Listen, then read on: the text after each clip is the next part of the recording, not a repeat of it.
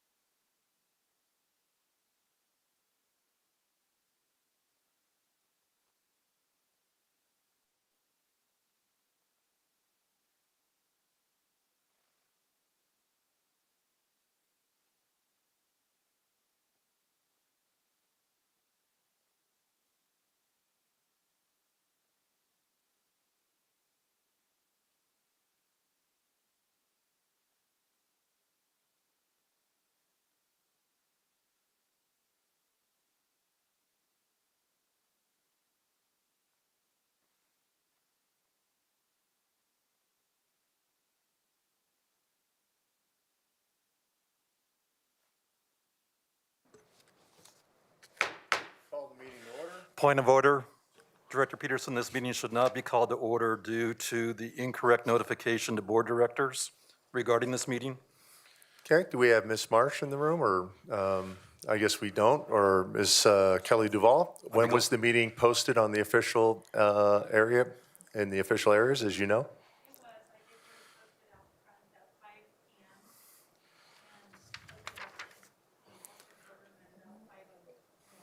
Okay, notice was up prior to 5 o'clock, and meeting notices were posted in the proper locations. Director Peterson, that's not the issue. The issue at hand is board policy BE that states that the secretary shall provide 24 hours notice in advance to this meeting. Director or Secretary Myers provided notice to us at 5:06 p.m., which is outside of the 24-hour advance notice. That's the issue. Board Okay. policy is being violated by bringing this meeting to order. Okay, my understanding the notice of the meeting was sufficient, and if you'd like to wait to 5:06, we can wait to 5:06, Director, right? The meeting does not appropriately say 5:06 with all due respect, Director Peterson, and I would just say that if we continue that this meeting, any action taken will be null and void. Okay, can we have Director Clement, Council Klemesh, can you give us a ruling on the policy for notification?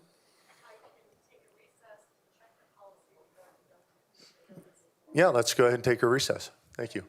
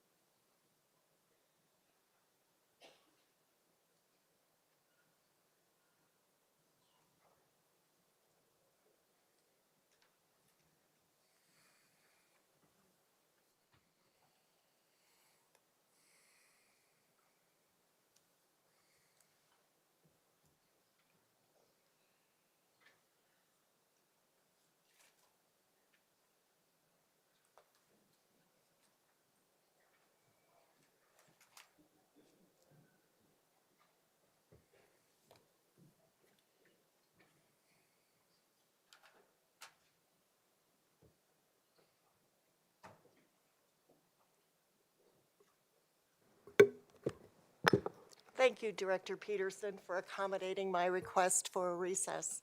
And could you reconvene so I can respond? Absolutely. Time is 5:08. Okay.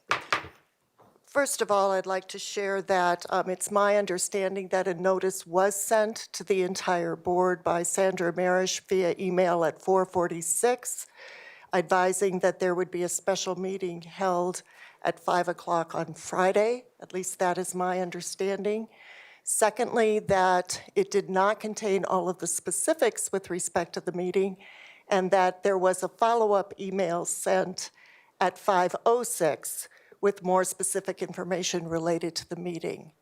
Secondly, I would share that whether or not there is insufficient notice, that insufficiency is waived if board members are present at the meeting in accordance with Colorado law. Section 2232-108-3 specifically states that any member may waive notice of the time, place, and purpose of such meeting at any time before, during, or after such meeting, and attendance thereat shall be deemed to be a waiver. Thank you, Director Klemesh. Oh, sorry, excuse me, Qualify Council that. Klemesh. Thank you. Okay, with that, we will proceed to the roll call. Hanson, Here. Meek, Here. Myers, Here. Peterson here, Ray, Here? Williams, Here. Weiniger. Here. Okay, Pledge of Allegiance.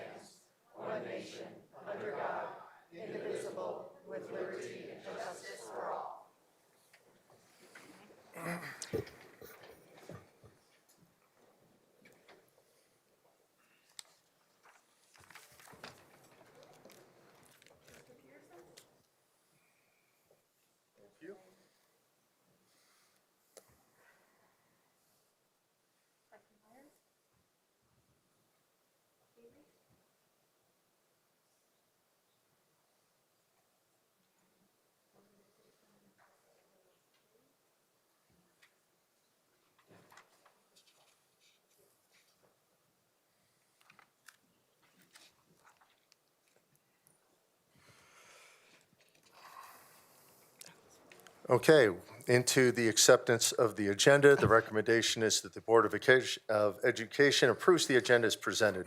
Do I have a motion? I make a motion that the agenda be modified to remove action as an acceptable outcome to agenda item number 6. Info, study, discuss should be the only thing that is allowed given the enormity of the topic, and that this agenda has shut out the public's ability to address us through public comment. To take an action on all encompassing topic like future direction of the district without allowing the public to formally address us is reckless and negligent. It goes against decades of practice where this board has always allowed for public comment prior to taking any formal action. So I'd make a motion to accept the agenda with the modification of removing action from item number 6. We have a motion by Director Ray, Second. second by Meek. We will vote for the motion. Director Hanson? I actually have a question. Go ahead. Can you just help me understand why public comment was not allowed this evening? Sure, I'll answer that. I think we heard the voters loud and clear in November, and the district moves in a different direction, although they've been ignored by the minority. I apologize. the- If we could bring the meeting to order, I can't hear you. I'm sorry, thank you. Due to the meeting last Monday and numerous emails, we have had plenty of public comment on this issue, both for and against. And per policy BEDH, the words typically apply. So we typically have public comment, but BEDH does not require public comment. Thank you. Any other questions before we vote the motion? Director Meek. I think it's more of a comment. Since I've been on the board, I don't believe we've ever had an agenda with an action item where we did not allow public comment. So I'm just curious why you feel this topic has urgency and rises to the level of breaking past precedents since I've been on the board. Yeah, asked and answered. Thank you. Any other questions?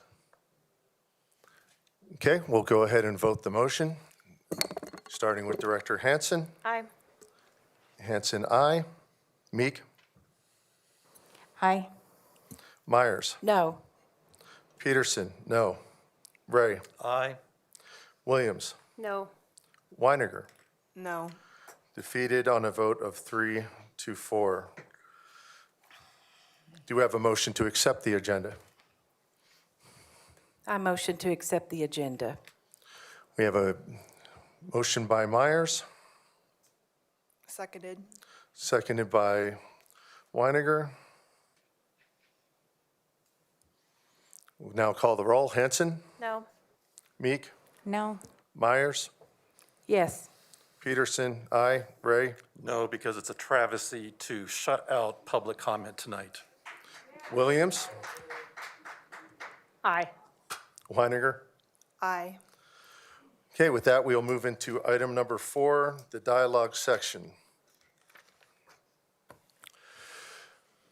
We had a pretty long meeting on Monday night that the 3 members here noticed, and the reason they noticed it is there were 3 members present.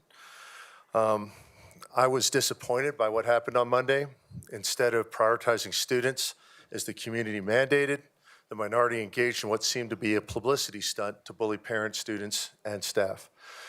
Through this meeting, the minority board members were attempting to cancel the vote from November.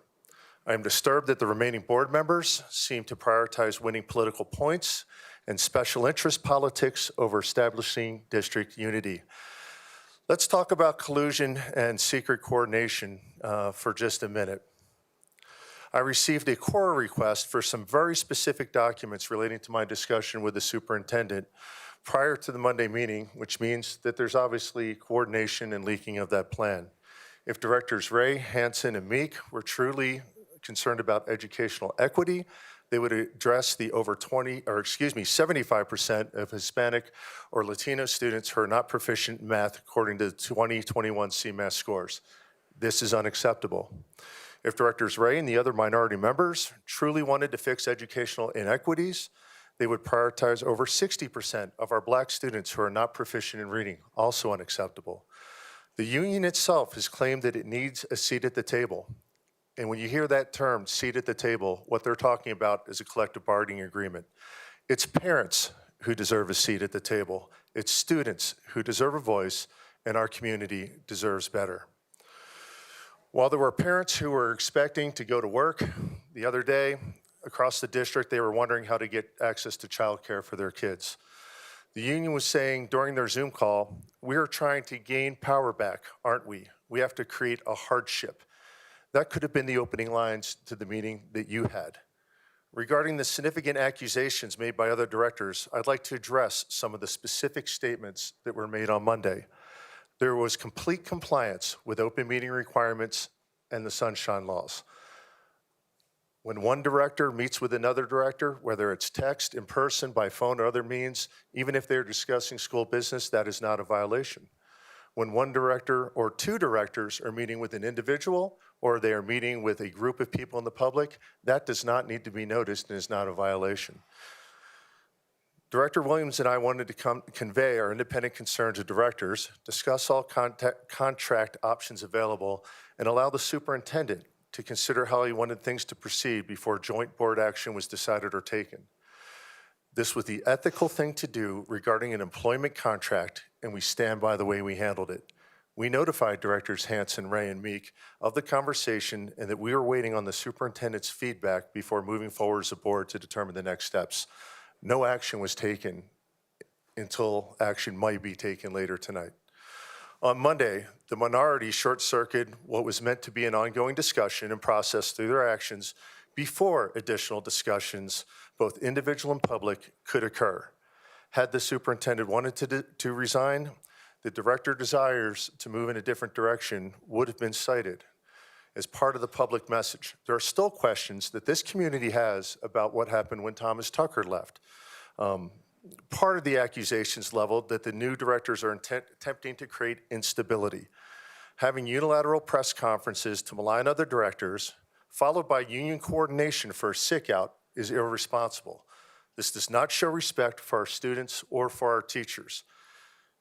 Some directors up here are very fond of citing policy, so let me cite one, GP 1.8, Board Code of Conduct.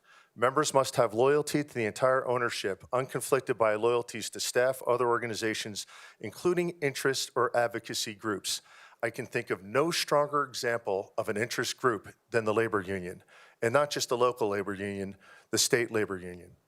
Make no mistake, it's about process. This isn't about process and open meeting laws or board policy. This is about a minority of directors and a local and state labor union not accepting the results of an election and the will of over 120,000 voters. This is about parents' rights, their voice in education, and how we will ensure our kids will be ready for their future. Now, that being said, believe it or not, there is common ground that this board can reclaim tonight.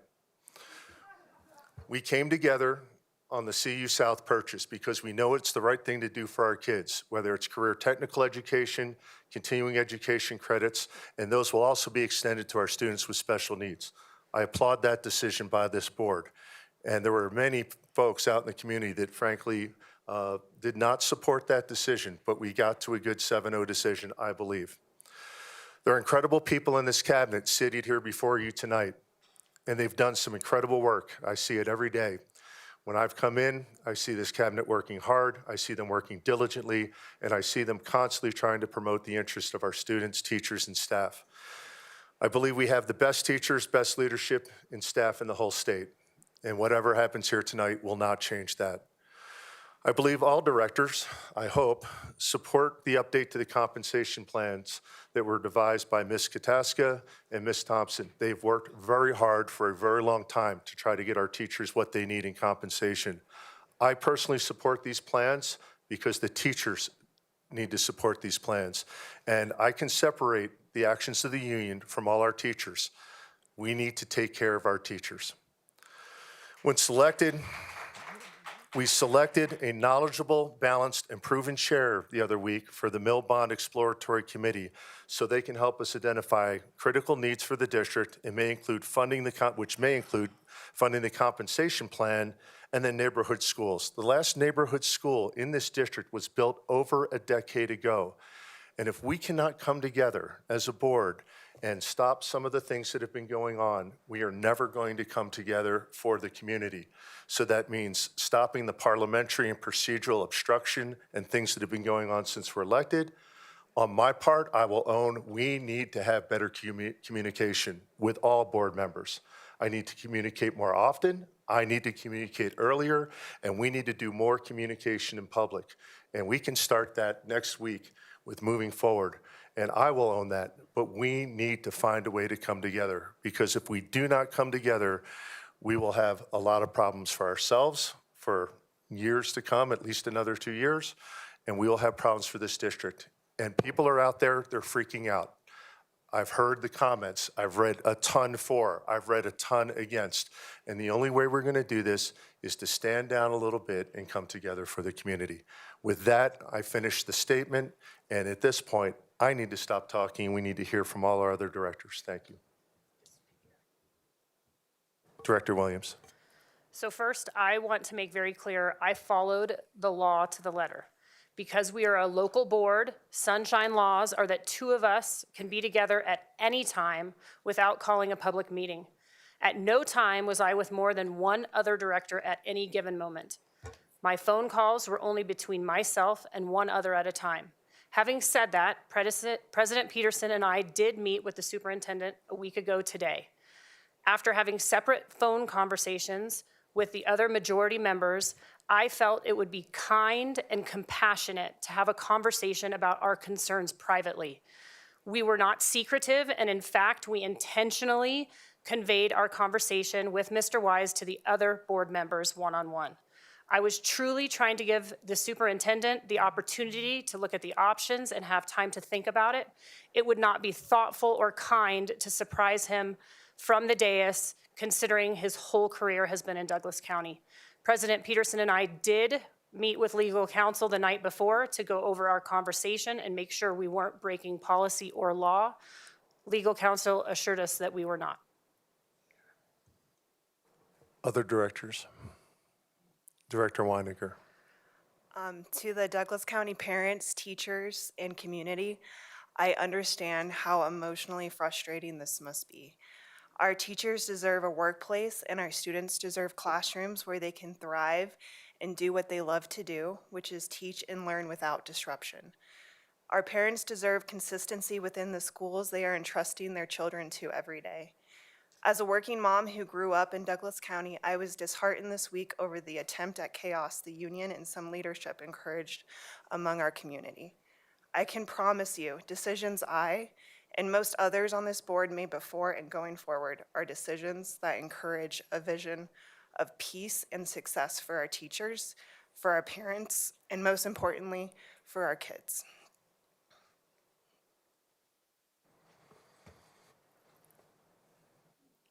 Director Myers.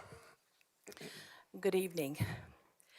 The reason I sit here as one of the newly elected board members is because the community wanted the education of their children to be led in a different direction.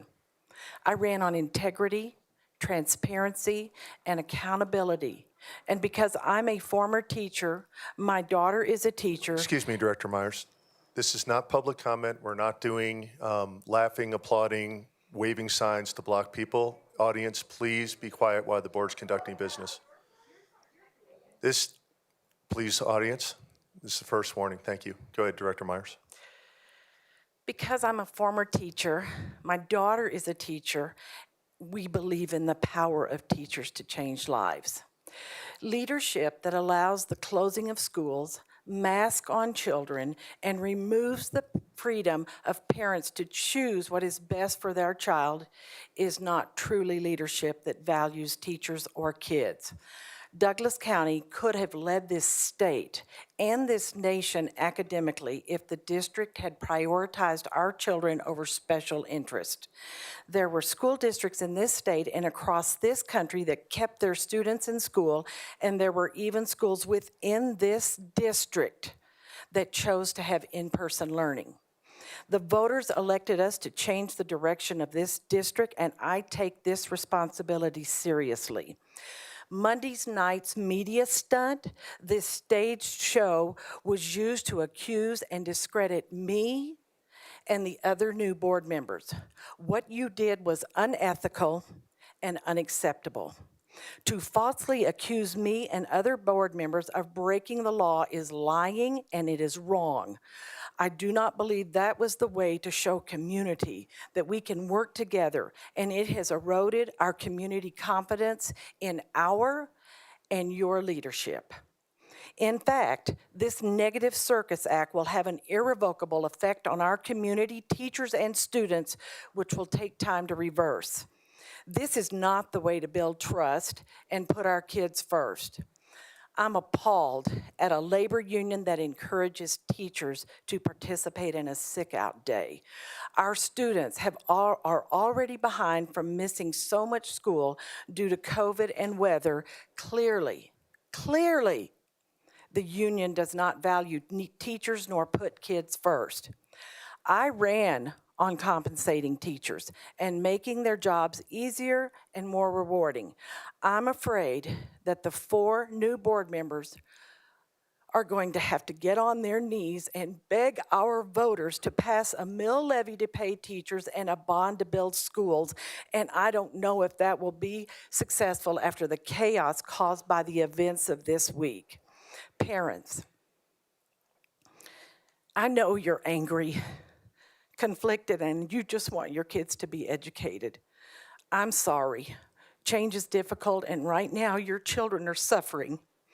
Yes, it is time to end this chaos and the bickering. Teachers, I know you're tired. I know you're wearied and you're frightened that this new board isn't going to support you. But I'm here to tell you that we care about our teachers, and I care about you deeply. You are my people, and I will support and fight for you always. Thank you. Thank you, Director Myers. Other directors? Director Meek? Thank you for calling the special meeting.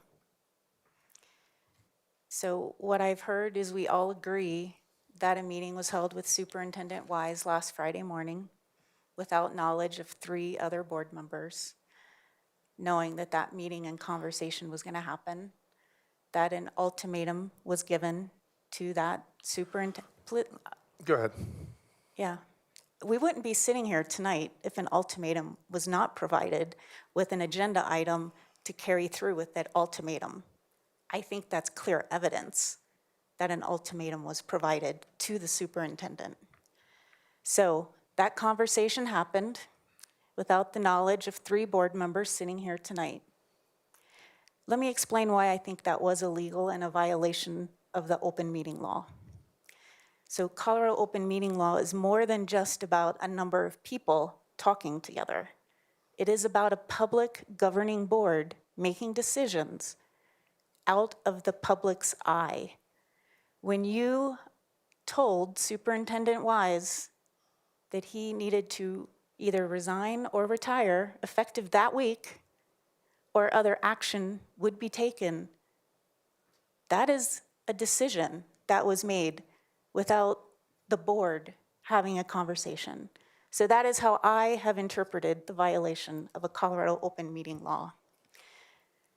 And that's pretty significant and egregious to me. So some questions that I've received: why have you taken action on this in the way that we did? These kinds of unauthorized actions by the board president need to stop immediately. And we already have brought this concern to the board through other prior unilateral actions that have been taken, and yet it still continues. And we as a board, I have been pleading for us to work together, all 7 of us as a board. I asked us to have a retreat. I encouraged us to come together. The retreat was to talk about the vision of the district. The retreat was to talk about how we would work together as a team, the direction of the district, the very reason that you gave the superintendent his excuse for needing to go in a different direction. That's the board's job. That's our job. We were elected to determine. There is a board majority that can clearly make the direction whatever they want to make it. Just do it in the public. Follow the law. That is what we are asking. Why didn't we include the other board directors? Well, we gave public notice. 24 hours was provided. The board president received it. I believe it said, please share with all the board members. No one reached out and said, hey, let us be included. So it wasn't secret. I don't know how we can come together as a board unless we commit to do our work in public, not to be deceitful, not to make decisions and try to move things forward without including everyone. You all have the votes to do what you want to do. Have the integrity and the honesty to come together and make those decisions publicly. Our public deserves that. To respond, no laws were broken, nothing was unethical. I initiated a conversation with Corey because I wanted to address some concerns I had. Since then, the actions that I've seen from the board minority have demonstrated that Corey may not be trusted to execute the priorities of our communities in the best interest of our students. There was no, you will resign, there was no direction to resign. There was a discussion of all the options available in his contract, including his ability to terminate it, to terminate unilaterally from this board, to terminate from cause. Everything was covered. There was a conversation about what are your plans? When do you plan to move on? What are you thinking? And then there was an idea that you could resign. You may want to consider that. That absolutely was discussed to say, this is where I am, this is where another director is, but we are looking for your input There was not there was a ask to come back with a thoughtful consideration of what he wanted to do, and then it will not be, or you will be terminated. The answer was, or the process will move forward as a board. And we called the other members and we informed them of that conversation. There was nothing secretive. We told you exactly what happened in that conversation. And you even asked, okay, Mike, is there a timeline on this? I said, yes. We're waiting for the superintendent to come back and state on Tuesday night and tell us what he wants. And then you said, then what happens? And I believe I said, then we will move forward as a board. Then we will, but we didn't get to have that discussion. We didn't get to start with a proper employee-employer discussion about their future, which, by the way, you should not have those out in the public. And then we were to move forward through this process. All board members were aware. And then on Monday, this process came to an absolute screeching halt when we had the media, when we had coordinated union action, and we had a bunch of statements which frankly eroded a ton of trust and short-circuited that process for us to move forward as a board. No 2 directors, no 3 directors can make a decision in private. It takes a board coming together as 7 and then a vote. But we didn't get to have that, and we didn't, frankly, get to consider the role and desires of our superintendent come Monday. So I would like to ask why we didn't discuss this at the Tuesday night board meeting that we had on the 25th. So I can play the recording of our conversation, or I can read from the transcript. Which would you prefer? Either one. So in your conversation, you said, over the last couple of weeks, the individual directors have reached out to me and said, well, we're concerned about the ultimate direction of the district. So I'm asking you, on that Tuesday night, January 25th, why would we not do it the correct way like you indicated? Why would we not have an executive session behind closed doors to talk about personnel issues? What transpired after Tuesday evening to force this conversation among 4 board directors to push this forward so quickly without including the rest of the board? This wasn't a quick push. This was supposed to be a slow conversation over time that started on Friday. It only became very quick come Monday. So why would you not have the conversation with the full board on Tuesday night when we were all together? That is my question. Why do you choose to do it in a way that is deceitful and not including the entire 7-member elected board?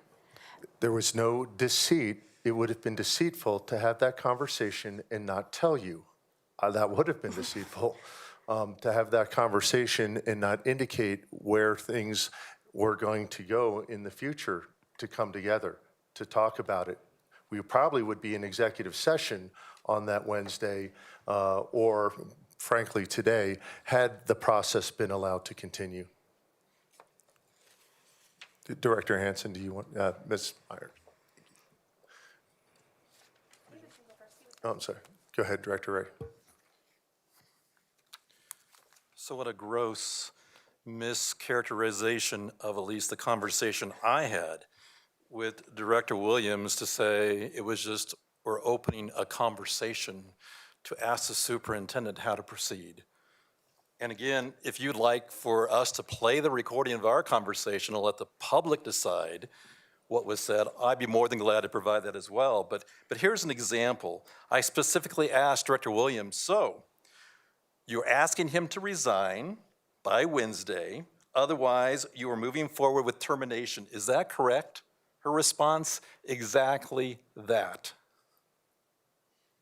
Doesn't sound to me like a conversation that says, gee, Superintendent Wise, we have some concerns and we'd like you to think about what your next step might be.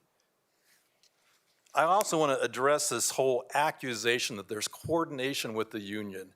I would challenge you to find any ounce of evidence to back that statement up. I will tell you too, Director Peterson, when you refer to the union as if they're robbers and thieves and the bad guys, you're talking about thousands of our teachers are members of that union.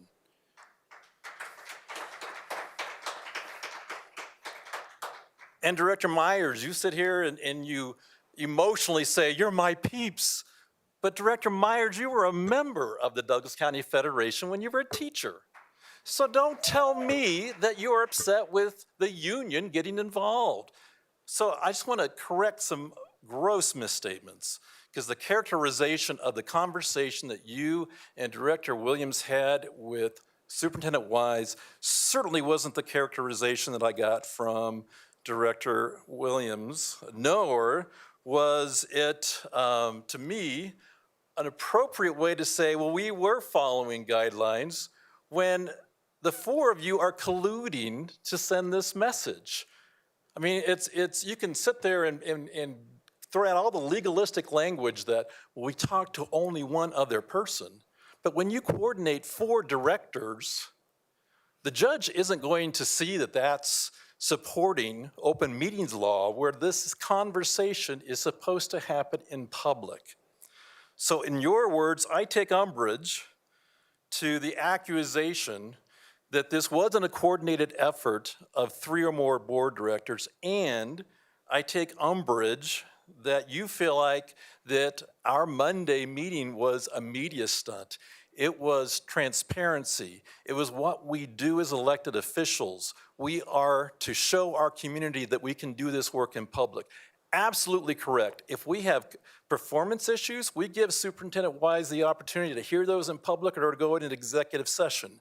But when you approach him and you say, as Director Williams said, we have 4 strong members who are ready to replace you as the next superintendent in our district, that nullifies any kind of conversation that even Superintendent Wise can have with us. So I just want to reiterate that I absolutely agree that we do need to work on working together. And I was pleased that you did call the meeting, even though it was called incorrectly.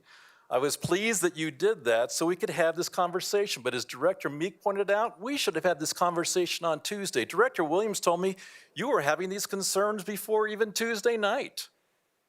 Really? We certainly weren't informed of that. Was Mr. Wise informed of that? That's how you treat employees with integrity, is if you have a performance concern, talk to them. Don't blindside them with, oh, by the way, not only do we have performance concerns, but we think you should retire, resign, or we will move forward with terminating your contract. How does that even hint of due process and treating our employees with respect? So those are some opening remarks. I don't have this lovely script to write or to read out loud, but those are some initial responses to your statements. Okay, I disagree with those recording or the relating of the events. Director Hansen.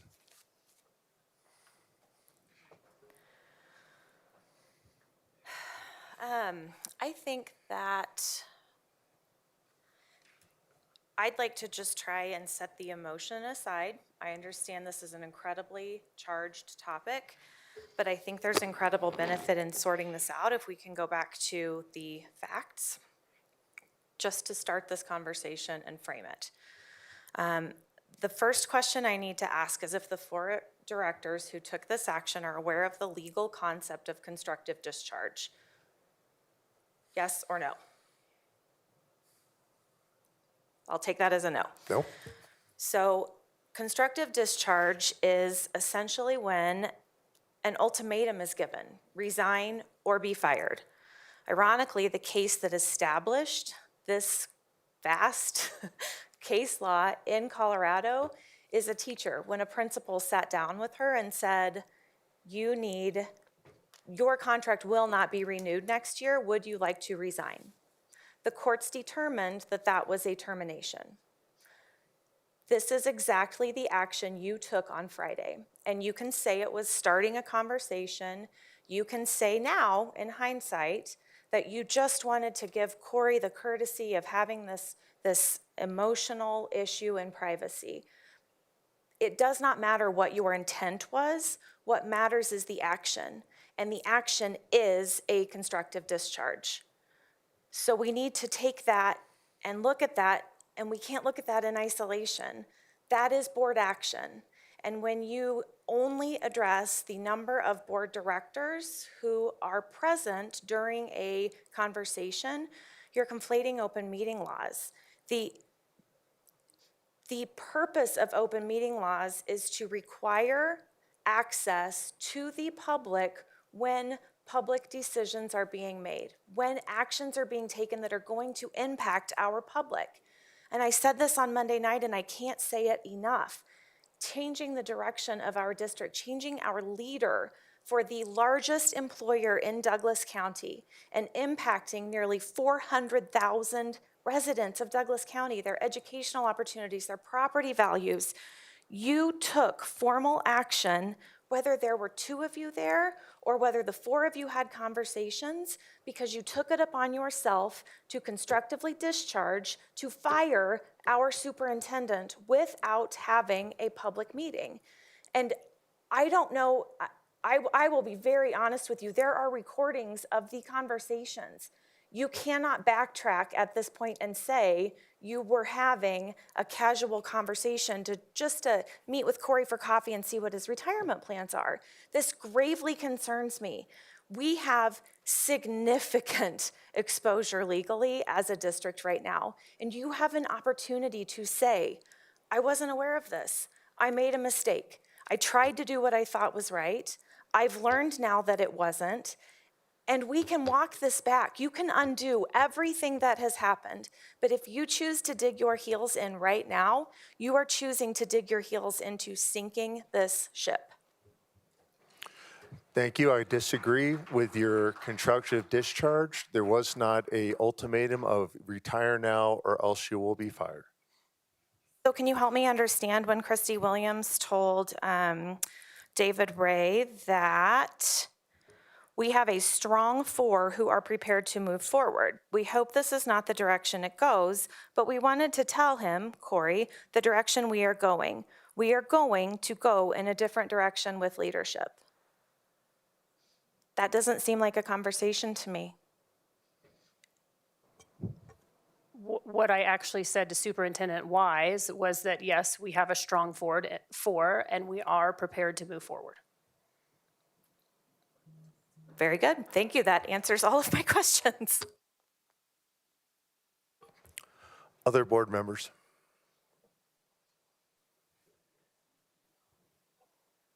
Director Meek.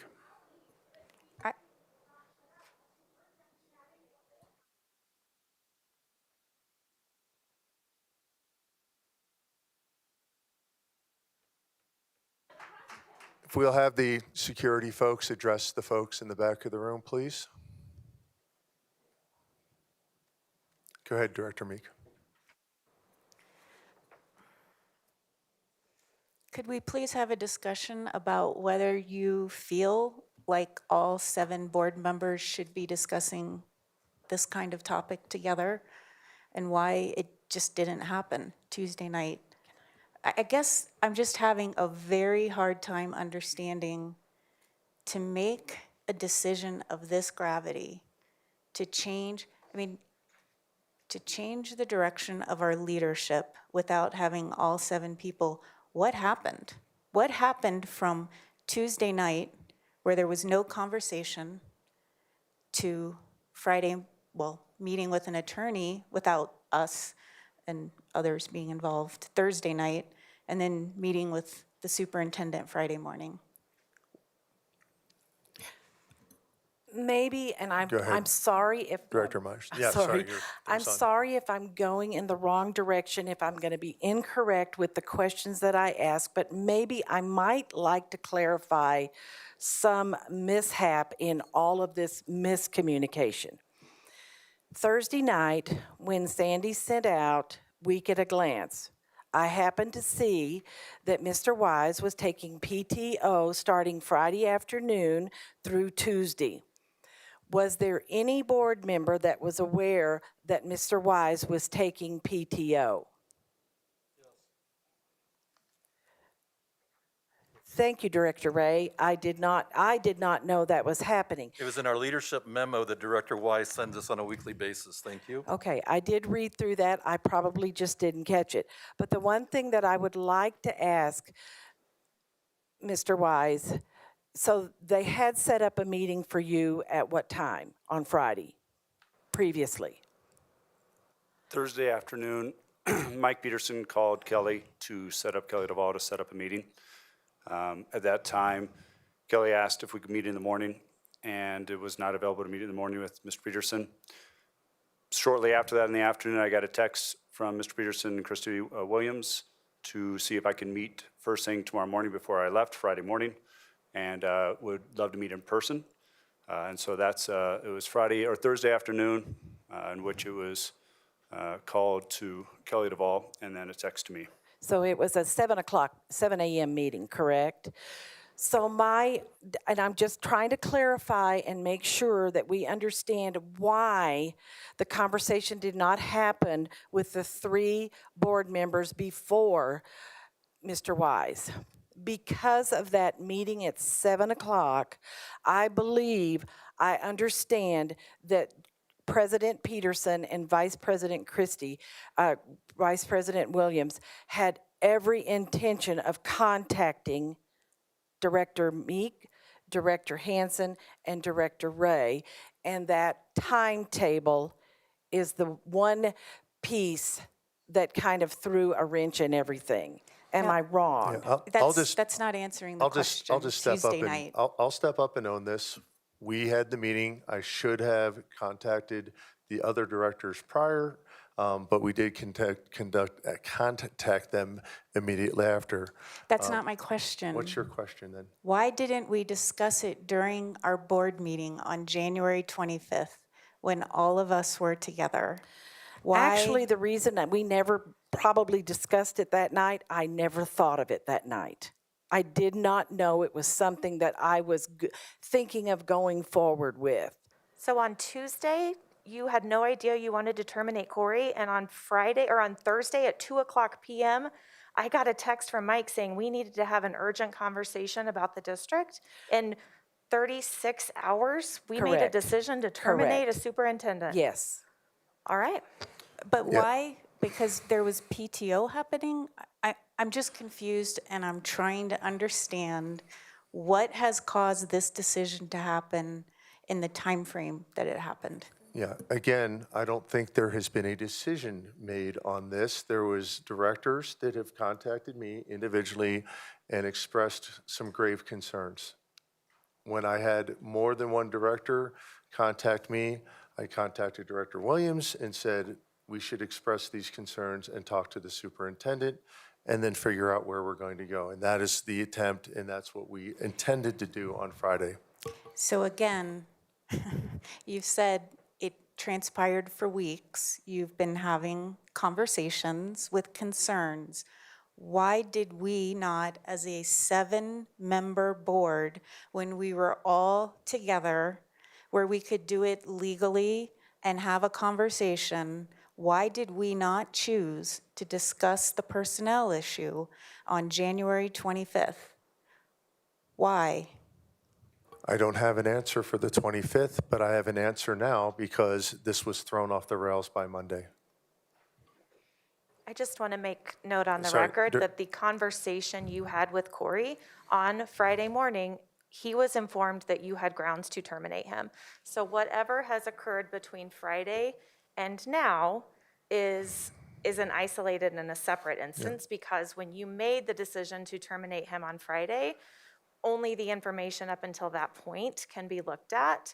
And there's just kind of a cutoff, because once you tell somebody we have grounds to terminate you for cause, you're kind of stuck with what you've relied on up until that point. We talked about all the options in this contract, both unilateral termination on both sides and including termination for cause. We talked about everything that was in the contract and what could be done. So do we need to move to executive session and move on to have some frank conversations? So I guess my one burning question, are we as a 7-member board willing to commit to talk to all 7 of us to make public decisions moving forward, because we can't change what's happened in the past. We can't change 4 board members feeling like they had the authority to tell the superintendent what they told the superintendent, which sure sounded like a decision had been made, which to me feels like it's a violation of open meeting law, and it's because all 7 board members were not talking about it together. And I see no way for the community to come together if we are not willing to be honest with each other, talk with each other, follow the law, and work like a board is supposed to work. Can't change the past, but can we have a commitment moving forward that we will operate that way? Okay, so yes, we can commit to that, and I followed the law.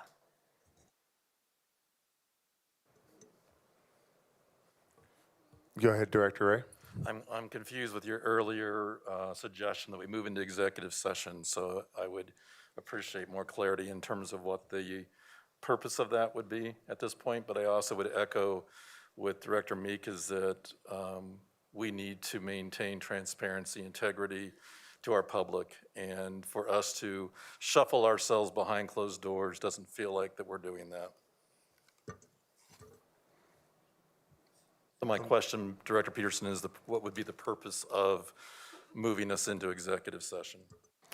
The purpose would be to have some personnel discussions and performance discussions about Superintendent Wise that I thought that he may not want to have in the public, but we can have those in the public if we don't move into executive session. And by law, have you given Superintendent Wise the notification that you would like to discuss his performance? And has he been given the option, as law requires, to have that conversation in public? Absolutely. And could I get a confirmation from Superintendent Wise? Superintendent Wise, are you wanting us to have this discussion in executive session versus having this discussion in the public? So as I work with the law, I believe I have, even tonight during this meeting, to make that decision. I was given an email to ask what would I like on that side. So there was an email stating to Ms. Klemesh, Legal Klemesh, and myself if I'd like to have executive session or have this continue in public. I'm sorry, Director, and Superintendent Wise, what is your decision I would like to right be in now? public. Let's keep going. Public, Okay. thank you. Other directors? May I add on that? Go ahead, Superintendent.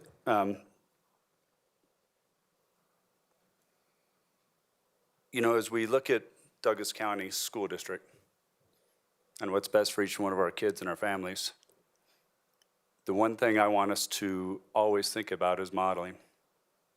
We need to model the vision, we need to inspire the vision, and we need to create a shared vision. Part of the contract goes into having these discussions. I believe we have been doing a phenomenal job leading this district, myself and our cabinet, as you alluded, our principals, our teachers, every one of our employees. I believe in this district. I believe in our people. We have an opportunity to come together. And given the opportunities to be better, I think we all will want to step up to that challenge, each one of us, including myself. And so taking on the task to say, how can we improve and be better, that's at the forefront. And I think if leading this, I can handle the conversations of how we can be better. But I'd like us all to say, how do we humbly lead and do that? So I would like to model that as we do that, and that's the why behind it also. Okay, other directors? Based on my observations of being here and prior to my time being on the board, I think trust is essential for any employee-employer relationship. And I have concerns, frankly, about the superintendent and his ability to make decisions for our children in the best interest of the students and staff. That is how I was moving towards the decision around the superintendent, because we need to have trust, not just between the superintendent and some members of the board, but we need to have trust between the superintendent and all members of the board. I generally wanted to work with the superintendent as I came here. I thought this is something we could move in a different direction together, away from the prior years where this district was headed. And honestly, there were no campaign promises. People asked, do you want to replace the superintendent? I said, I have to see where it goes. And then when I came to my personal decision that I don't think the superintendent was able to be someone that I could work with due to the influence of, frankly, the minority board coming through multiple ways, then I wanted to initiate the conversation about where we can go, what's next, and I frankly was intending to do a solid, to do courtesy to the superintendent by giving him a voice in that conversation. And even though this has all transpired between last week and Monday, I personally have lost trust in the superintendent, and I don't know if I can get that back. So that's where I stand. Other directors? Director Ray. Just a follow-up, you've said a lot of very abstract kinds of things, like, I don't think I can trust, I don't think I can work with, but you've given no specifics. How was trust broken? Why is it that you feel like you cannot work with a superintendent that's given his life to this district for the past 26 years? Help me understand specific concerns as opposed to these just general things.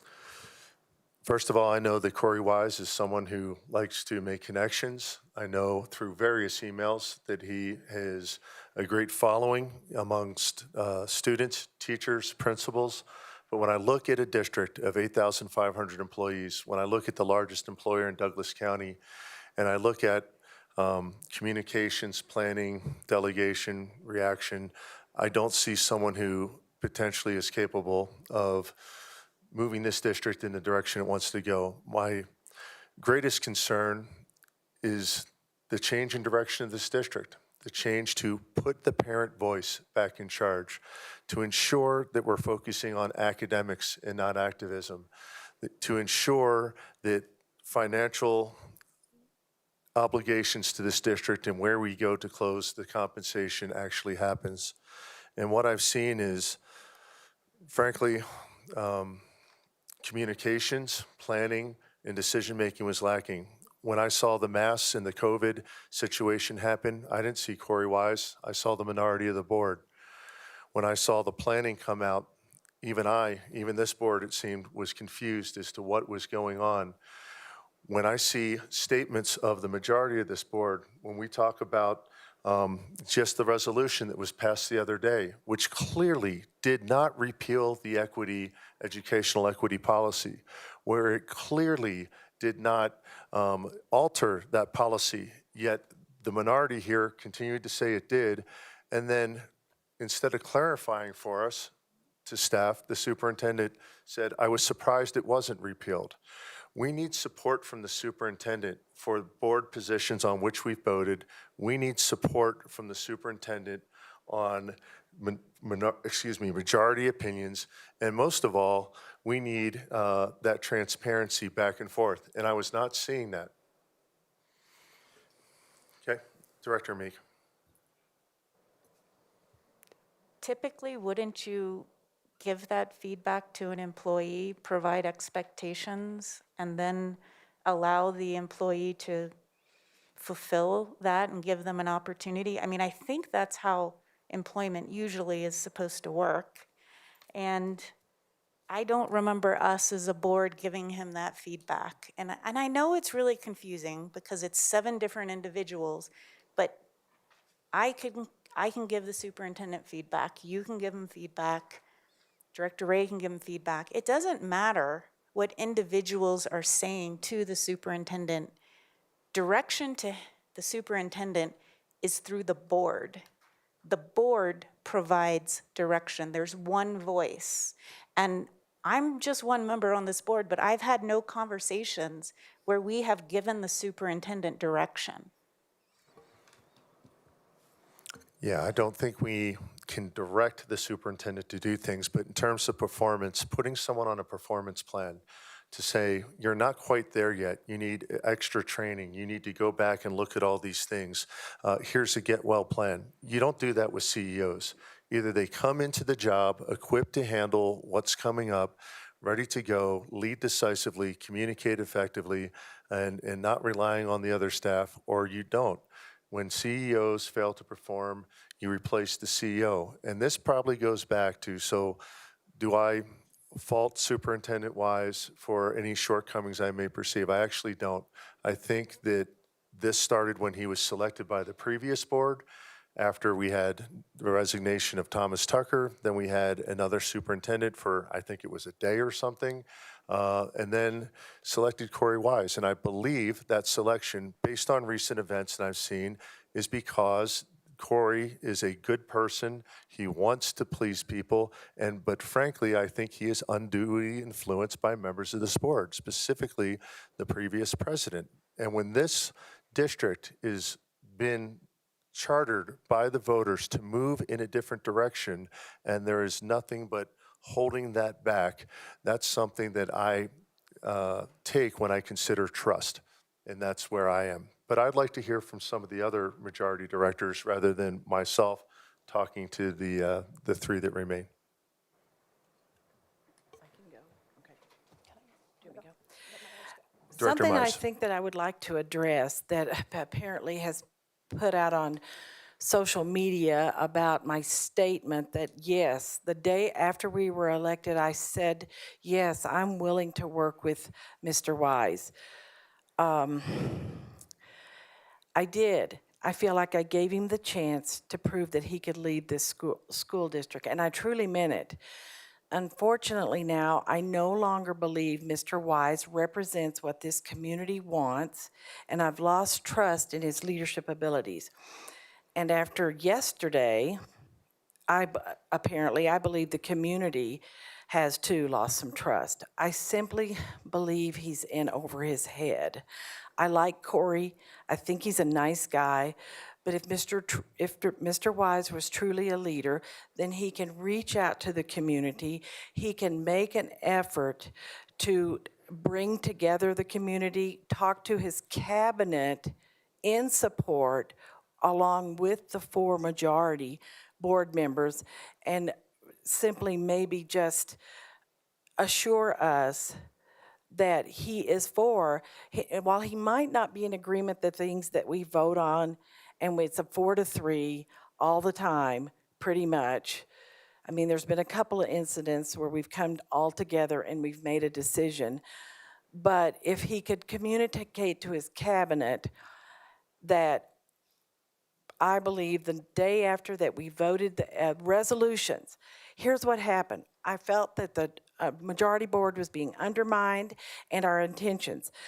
We've been told that not only didn't you support our resolution around the equity policy, you told leadership that that we were intending to appeal it. We have repeatedly said that we will not do that. And how can we have a superintendent that's not working with the entire board? I just feel like while you may not be in agreement with us, Corey, I just want to feel that we have some value, and maybe there's some olive leaf that you want to be with us and work with us, even though maybe you don't agree that we, did the mask mandate, added the resolutions. And somehow it is amazing to me that the lies, because of, I only have probably 600 emails in my inbox right now, which I attempted to work on today. But maybe understand, while, yes, the 25th, they came out, the people came out, and basically somehow a lie was perpetuated that we were going to get rid of the Equity Council and the Equity Board. It was said time and time again, and it was said time and time again in the emails that I got. We've never said that. Never have we, Mr. Wise. So if I can address, since you're making a statement of what I said, the very next day after the board meeting with our cabinet, I actually talked about what our next steps are. I said, as we're running, we talked about, and you talked about repealing it, but it didn't happen. We have the equity policy, we have a resolution. So when we look at our staff, we need to say, what can we do next? We need to involve the Equity Advisory Council. We need to involve students. We need to get more people involved. And starting that day, we talked about what's our timeline. We have September and we backstep it. So we talk about supporting, going back to the masks. As we started the school year, I and we, as a staff, pushed to have mask choice. We would implement masks if a PHO went in, and it did, and we did. There's times where decisions are taken out of my hands and sometimes out of your hands. As it came back, and you look at transition with masks, in days, in less than a week, we went from PHO of having universal masks to having choice. And we worked an ADA request system with our students and staff to implement immediately going into the winter break. We came back. Our numbers have been similar to other districts. It's not a matter of whether I agree or disagree, but if you look at my behaviors, you might see those actions. That's how you build credibility over time, those consistent behaviors. But we have a job to do. We will lead it and inspire it. And we're going to find the win-win. But we make strong decisions. But strong decisions don't have to be at the expense of others. It's how we connect and get understanding. It's how we find those commonality.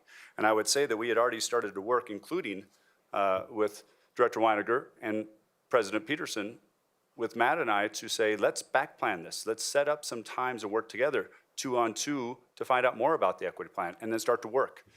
We've been trying to work on having 2-on-1 conversations, setting that up, and we haven't been able to get those scheduled with you. So I'm working hard to do that, and we will do better.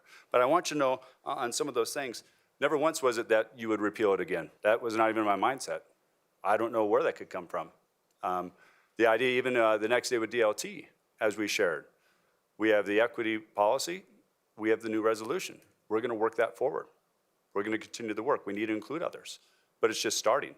We have to go from September to now, and we have to start to organize our work. Similar as we're doing as an entire district. What is our district plan? I heard a lot that night about implementation plan. Talked about that in both meetings, about having an implementation plan. So I want you to know that in many ways I'll see areas that we can improve, but I also want to speak very clearly of supporting not only the equity policy, but the resolution, because those two are in place. And we will see those through and crosswalk those and continue that work. And I think that was a statement the next day of, we got this, we can do this. There are going to be people that are upset on both sides. How do we connect that? How do we show that things aren't lost? And it was more about inspiring. I think if you talked with our cabinet group, let alone with DLT as a collective, I would think you would hear very similar things. Thank you. Director Weiniger? Oh, I'm sorry, I thought you were reaching for your thing. So I like Corey.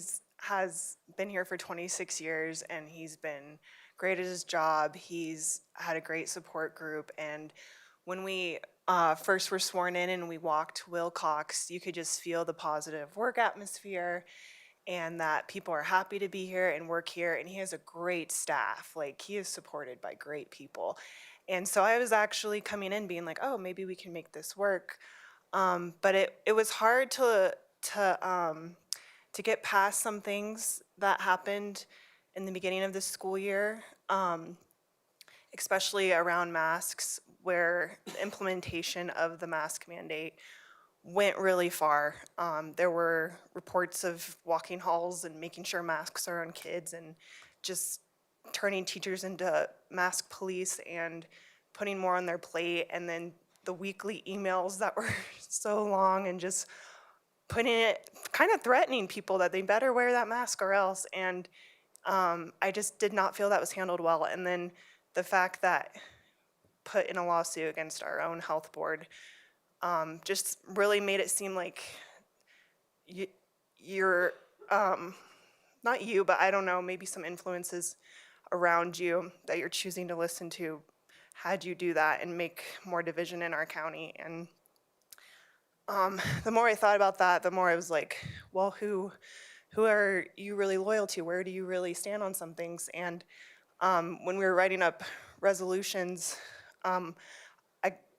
especially with the equity resolution, I was kind of getting frustrated that we even had to do this. I mean, I want a superintendent I feel like aligns with us and aligns with our community and who voted for us, and just kind of be more proactive rather than reactive. And it's not like I don't think we can continue to help you do what we envision for, or have the vision for our community.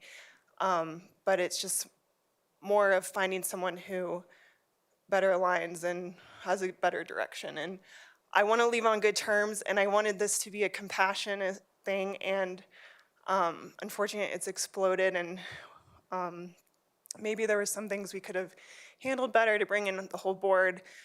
To be frank and to be honest, it's been hard being on a board that's split with sometimes condescending tones and trying to intimidate you into things, but maybe it's because it's hard to have a frank conversation when you're having a microphone in your face. But that's where my thought process was when I finally was like, you know, I want to be able to have this actually be a board job and not a job that requires so much of me, which, you know, it will. It's worth it. I'll do it for our community, for our kids, for our teachers.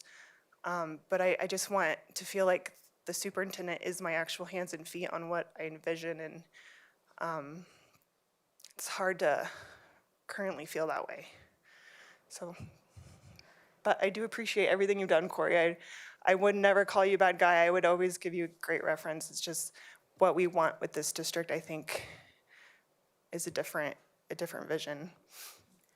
May I just ask a few clarification points? Go ahead, Director Hanson.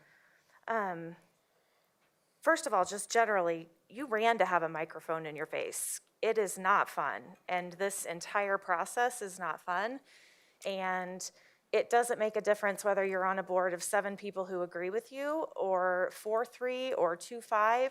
It's a hard job, but it's the job you signed up for. Each and every one of you signed up for this. And, you know, it's interesting. I was close at one point with one of your biggest supporters, and he frequently told me that our community can never come together with a 7-0 board because there has to be representation from both sides of the spectrum because we are a divided community. And I actually think there's some merit to that. But I don't understand how, now that we have a split board and there are disagreements, that it's all of a sudden a bad thing. And I feel like in a lot of ways, I was supposed to check my opinions and my beliefs and my vision for this district at the door. I was elected by a majority too. I was elected by a large majority. And I don't throw that around and say, I have some superior right because people voted for me. We have a job to do. And once we're elected, we represent the entire community. And I feel like that has been significantly lost in the last 2 months that you've had office. When you said you didn't understand why you had to write the resolution for the equity policy, it's your job. We write resolutions. We govern by policies. I do not understand how that can be something that you're putting forth as evidence that you would like to terminate our superintendent because. And the basis for your points that at the beginning of the year, masks, the lawsuit, those were directions from the previous board. If anything, that shows that Corey is completely willing to follow and comply with and work with the board. I agree with everything you started off by saying. Corey is great at his job. I would be a reference for him too.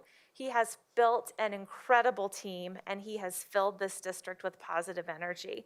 And it is our job now, as a group of 7, to come together and find that common ground and represent this divided community as a divided board. None of us have to check our opinions or our perspectives at the door. Our job, we were elected all by a majority to do this together.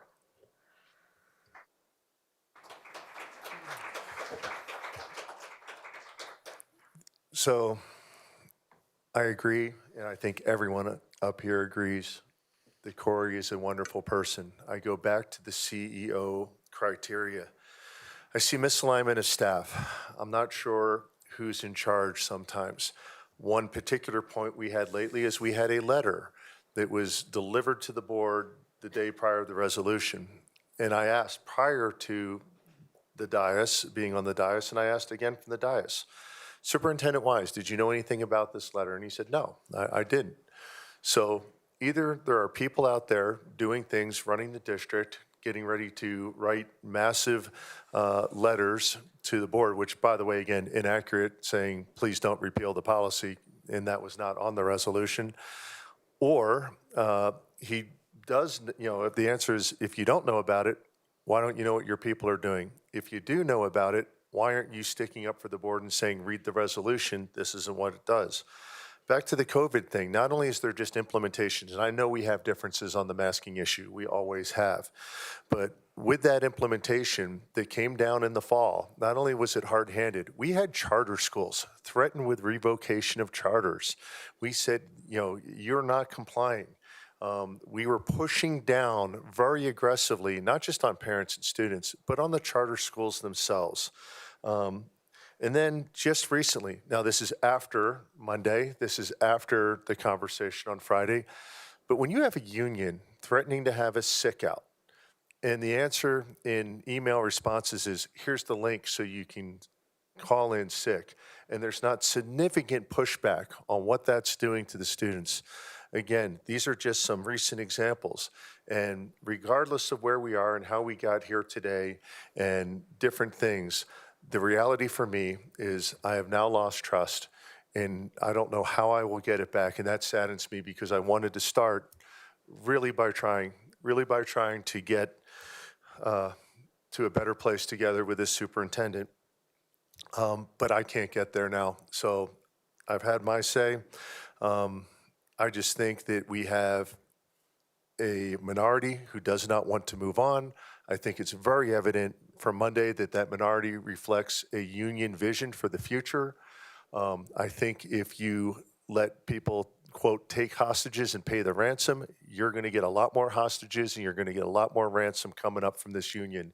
And if we don't cut this connection from a majority that, in my opinion, is working through the superintendent to not move in this new direction that has a parent voice in choice, a parent voice in curriculum, that we're going to look at this school district here come the fall, and we are going to be in a bad place, and we are going to be headed into a bad place. So that's where I am on this vote.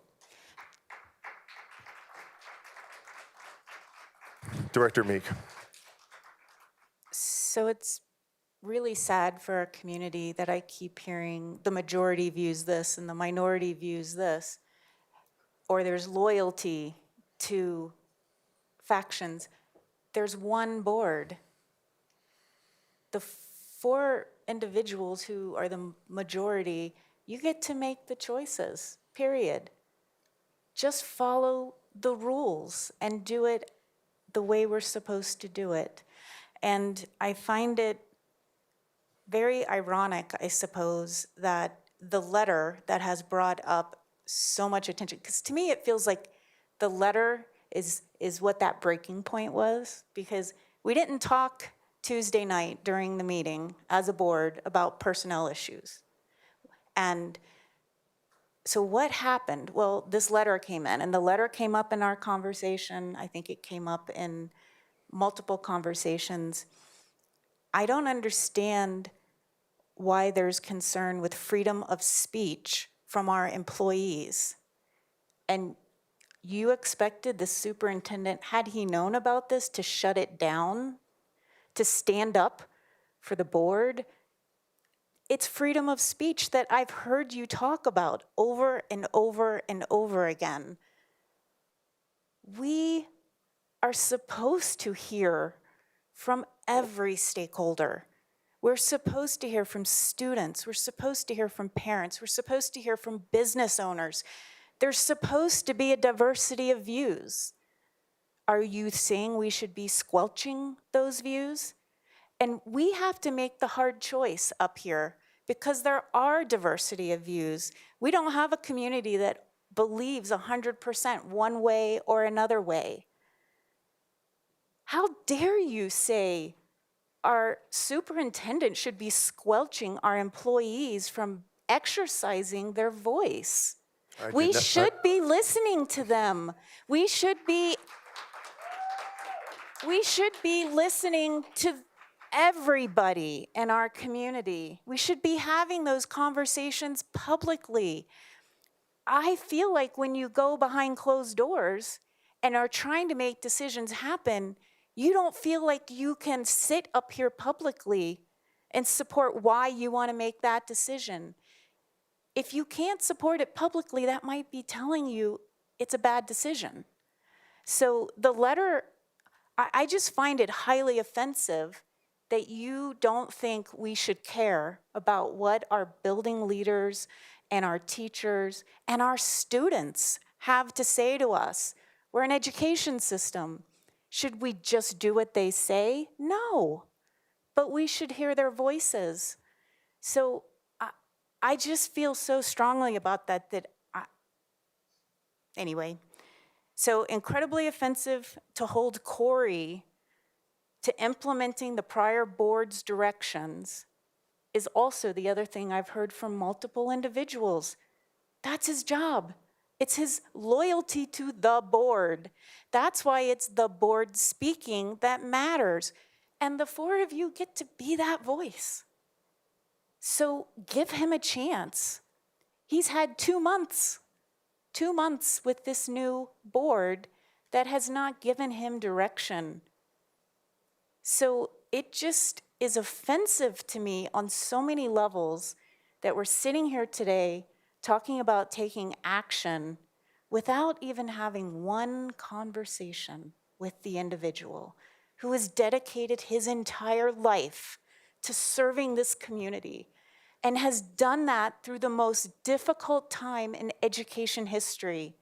And you're fine just saying, we're going to hold it against him from what he did to serve the prior board. It's wrong.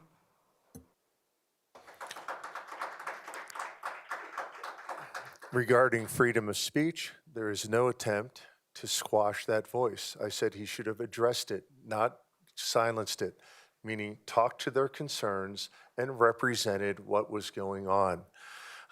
Relative to other things, go. Sorry, go ahead, Director or Superintendent Wise, then Director Myers. You know, I think in a process where there's action item, that's why you have public comments. When you look at temperature gauges, I try to be visible in our schools, be visible in our meetings. I've been at principal meetings, regional meetings, DLT meetings, and ask, what's temperature gauge? What are the tipping points? What do you feel? Director Peterson, we've talked. So at fault, so let me say my fault. You and I have had a lot of conversations. With this, we've been trying to set up systems to have effective communication. With a board that has, I would like us to build together, trying to find those 2-in-1s to merge that together. And we've probably relied on each other a lot. And it's a tough job. It's tough as a board because you can't come together a lot. But when it comes to an action item and voice, you know, one of the things you say to lead it, and you had this conversation of, if I knew about it, that's bad. But if you don't know about it, it's bad. So what do you do? One of the things that as I start to say, how do you address it? I think first you wait to see what action is. I haven't spoken. You haven't seen me put out a media release. I'm gonna carry my actions forward. But once an action is taken, that's when I start to work with our staff and our people. And you list all the voices within it. So I'd almost say to you, I want to say this in this process, evaluate me moving forward on this action, because in the process there was an action taken. So for me to go listen first, what am I listening for? Because we haven't had action yet. So I just want to say in that process of how we go through this, you know, I hear you on if these things are taking place and I knew about it or I'm leading it, which was not the case when you asked that. But if I don't know about it, that is a part of a voice. We do need to hear it. And then we need to say, okay, what are we hearing about it? And then what are the actions that are taken, and how do we move that forward? So I just, when you look at those things, I think the real evaluation of that is moving forward versus where we're up to that point. Thank you, Director Myers. So I'm assuming that our community and our teachers and those that are watching us on YouTube, so I want to be transparent and I want to ask some questions that I truly do not know the answer to.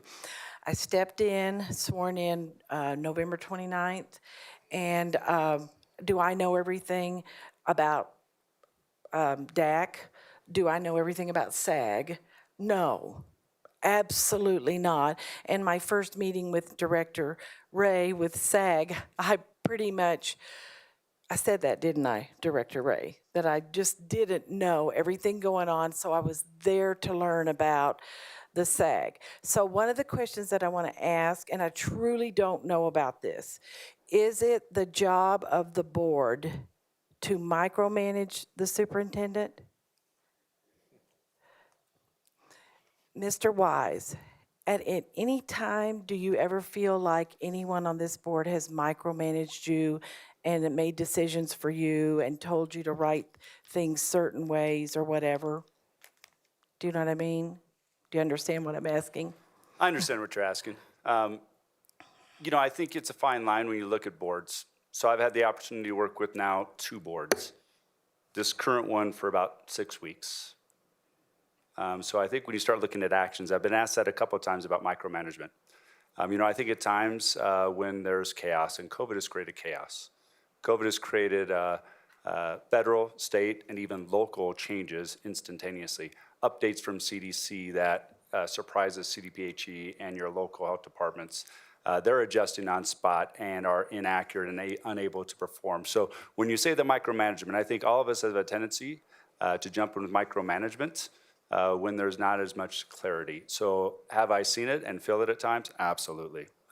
So I think on that same token, that's where the idea of how do we create retreats? What are our ends? What are our actions?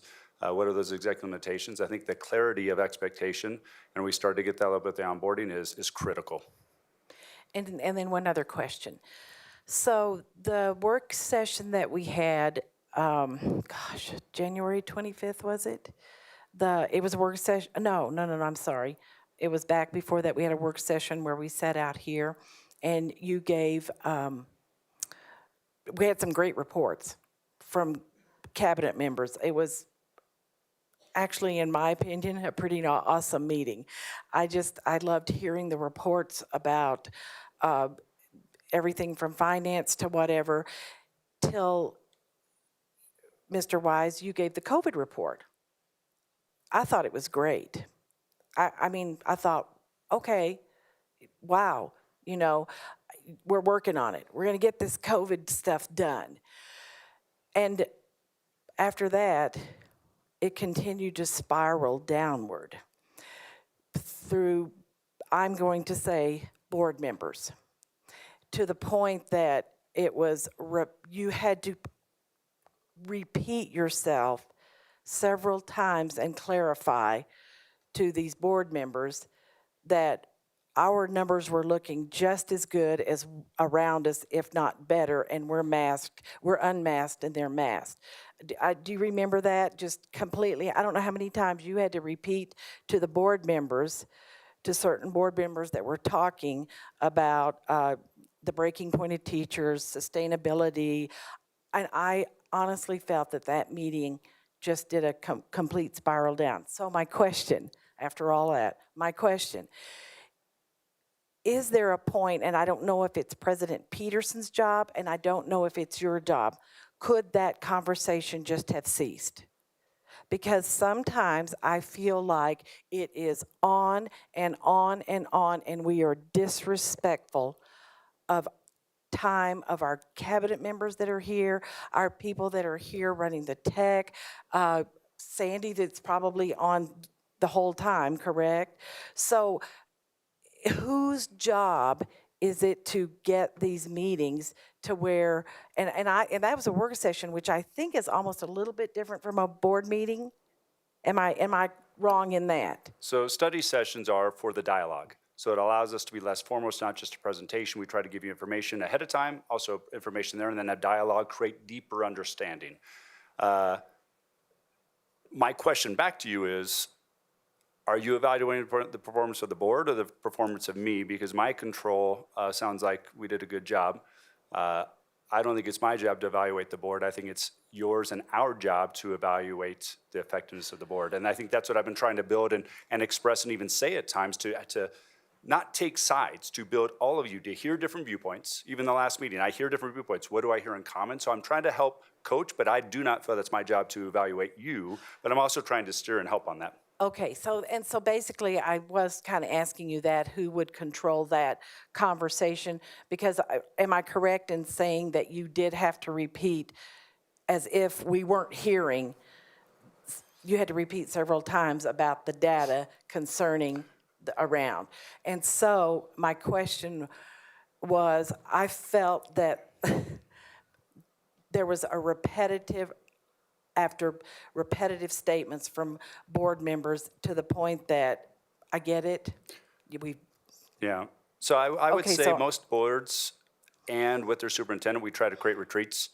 After the election, our goal is to try to create a retreat right away, onboarding right away. We're even trying to create one now. The retreat, even where you bring in outside facilitation, it's hard work to be a board. When you don't have times to pull together then more than just in two, or it's an open meeting, when you have three or more, it's hard to come together in alignment. To be a good board, just like to be a good team, takes time. And to have a retreat, to have a purpose, to bring in the structure and the PD or the facilitation to help you and help us be at our best, I do believe that's something we're still needing. I think that'll help all of us, including myself, be more effective and better, yes. okay, thank you. Director Ray. So a couple of things I want to lead off with. Well, first of all, who is our community? You know, I've heard us reference communities several times tonight, and to the point of this is what the community wants. So from that definition, then community is the 25-30% of the voters who voted, and the majority of those voters are your community that you feel like you need to respond to. To me, community is much more than that.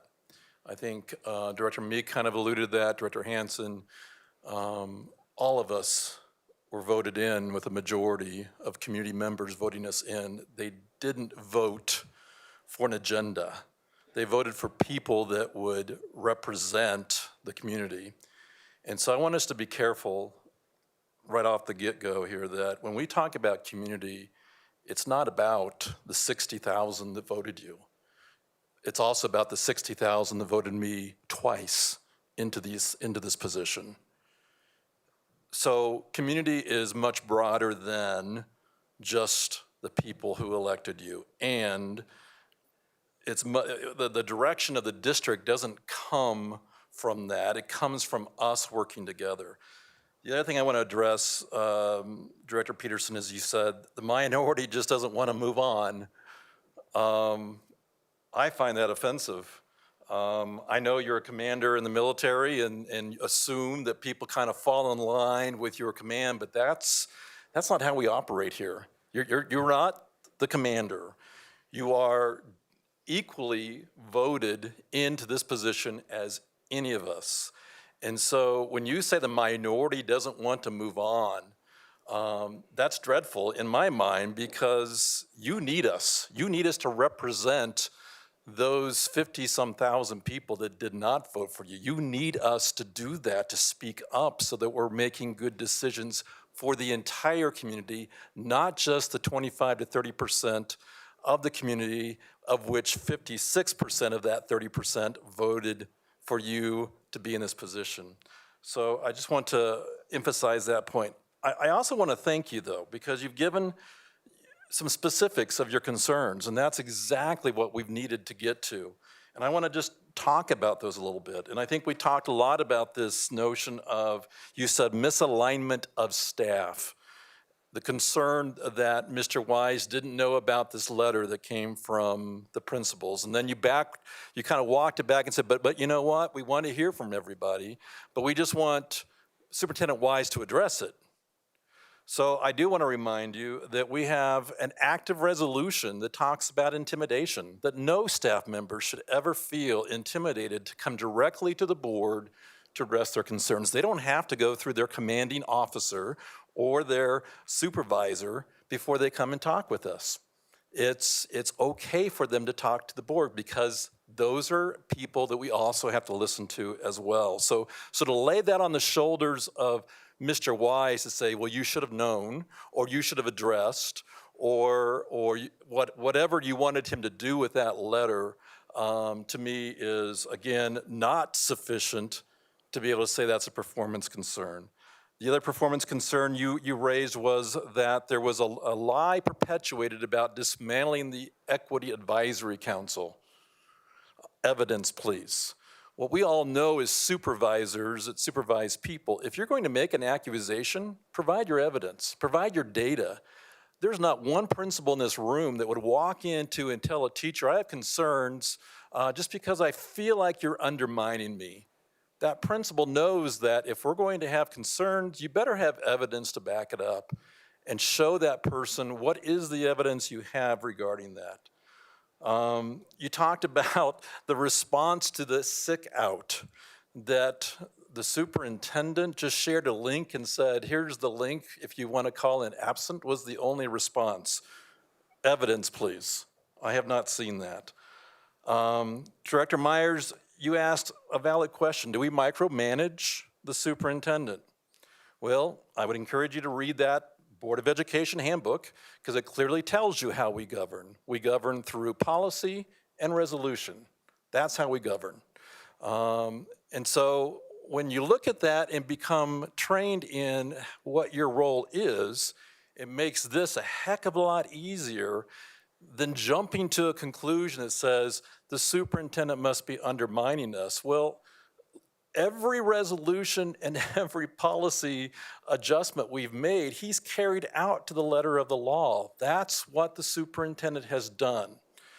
And for us to evaluate the superintendent's performance, for all of you to evaluate his performance before, whatever took place before you came on, is also unacceptable. As a supervisor, I'm not going to say to a teacher, you know what, the way you handled this at this other school before I hired you was unacceptable, so now I'm going to call you out on it. That's not how you provide feedback to your employee. If you have issues with your employee while you're in the supervisor role, by all means, communicate those. But to hold him accountable for things that happened in the past is unethical. He can't respond to that. He can't undo those things. So I guess I want to say, first of all, I appreciate this conversation because we're just beginning to hear some very specific things that you're concerned about. But I hope we can also talk about the validity of those concerns because so far, what it seems to me, it's about our behavior. It's not about Superintendent Wise. He's carrying out everything that we're asking him to do. The masking policy that I know Director Weiniger is so passionate about, he carried out that to the letter of the law. That's what you wanted. So why are we dissing him for what happened prior to that, prior to you being on the dais? Why are we holding him accountable for those actions? So again, let's keep going because I think the more specific we can be, the more helpful it will be for me to understand how we should move forward. Director Williams. So when I decided to run for school board, I obviously was not happy with the direction of the district. However, I was committed to giving Mr. Wise a chance, and I told him that the first time we sat down and talked.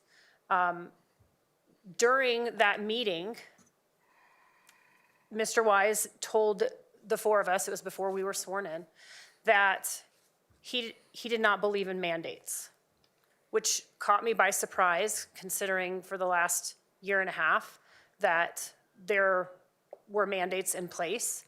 And this board, before we were elected, said time and time again that Mr. Wise was in charge of making those decisions and you weren't going to be making those for him. So I was a bit surprised. When we came into office and we were sworn in, I thought that at that time, Mr. Wise would drop the mandate because he knew he would have support from the board. And unfortunately, he just didn't do that until someone told him to. So I feel like his style of leadership is more reactive instead of proactive. And most recently, I don't think that he does a good job representing the board to staff. I've heard from leadership, there are times he misrepresents our intentions, and I don't feel that's the kind of superintendent that we need. Could I just ask a question of Director Williams? Go ahead, Director Ray. You said misrepresents the staff. Again, a pretty broad statement. Can you be specific? Well, specifically, it was around the equity policy, and that he did say that he was surprised that it wasn't pulled or rescinded, I should say. And that has come from several different people in leadership, and I'm not going to name names because I don't think that's appropriate, but it came from several people that they felt like the intentions were being misrepresented. So if I could just follow up again. So you were surprised by that when in December, Director Peterson said, we want to rescind and repeal the equity policy. You're surprised that he would say, that Mr. Wise would say, I'm surprised that they passed this resolution that didn't rescind that. I'll respond to that. Well, I mean, this is to Director Yeah, Williams. She's but- the one But you that, just made a representation of what I said. Okay. And what I said is, in December, what I was thinking, and this is me personally, because of the misalignment between implementation and policy, it was coupled. It was rescind and replace, meaning not get rid of it and leave it nothing and burn it down. It was change it, get rid of it and replace it. That we needed an equity policy, but rescind and replace.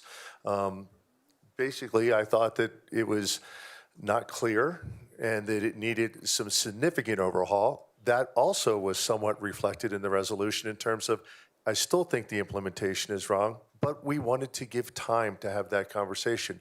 In fact, I have a meeting with the EAC chairman coming up to start that conversation since they are newly formed after the resolution. Go ahead, Director Williams. So in January, our first meeting in January, I think it was the 11th perhaps, it was stated that there was going to be a resolution. So yes, I am surprised that he would get up and say that because it was clear, yes, in December, President Peterson said one thing, but then in our early January meeting, President Peterson said that Director Weiniger was putting together a resolution. So yes, at that point, it was very clear that it was not going to be rescinded. and just to respond, Director Williams, I would say I was surprised too. I was pleasantly surprised that you brought to the board a resolution that wasn't rescinding or replacing. And so does that make me misrepresent? I mean, I don't understand why that's so wrong for us to go, wow, they didn't go forward with replacing or rescinding it. They actually wrote a resolution that is trying to modify it. How is that wrong for that statement to be made? I think it puts us in a poor light. That's what. And then could I ask one more question, Director Williams? You said Mr. Wise should have inferred that this is what the board's desire was around masking, so he should have gone ahead and moved forward without having to wait to be directed.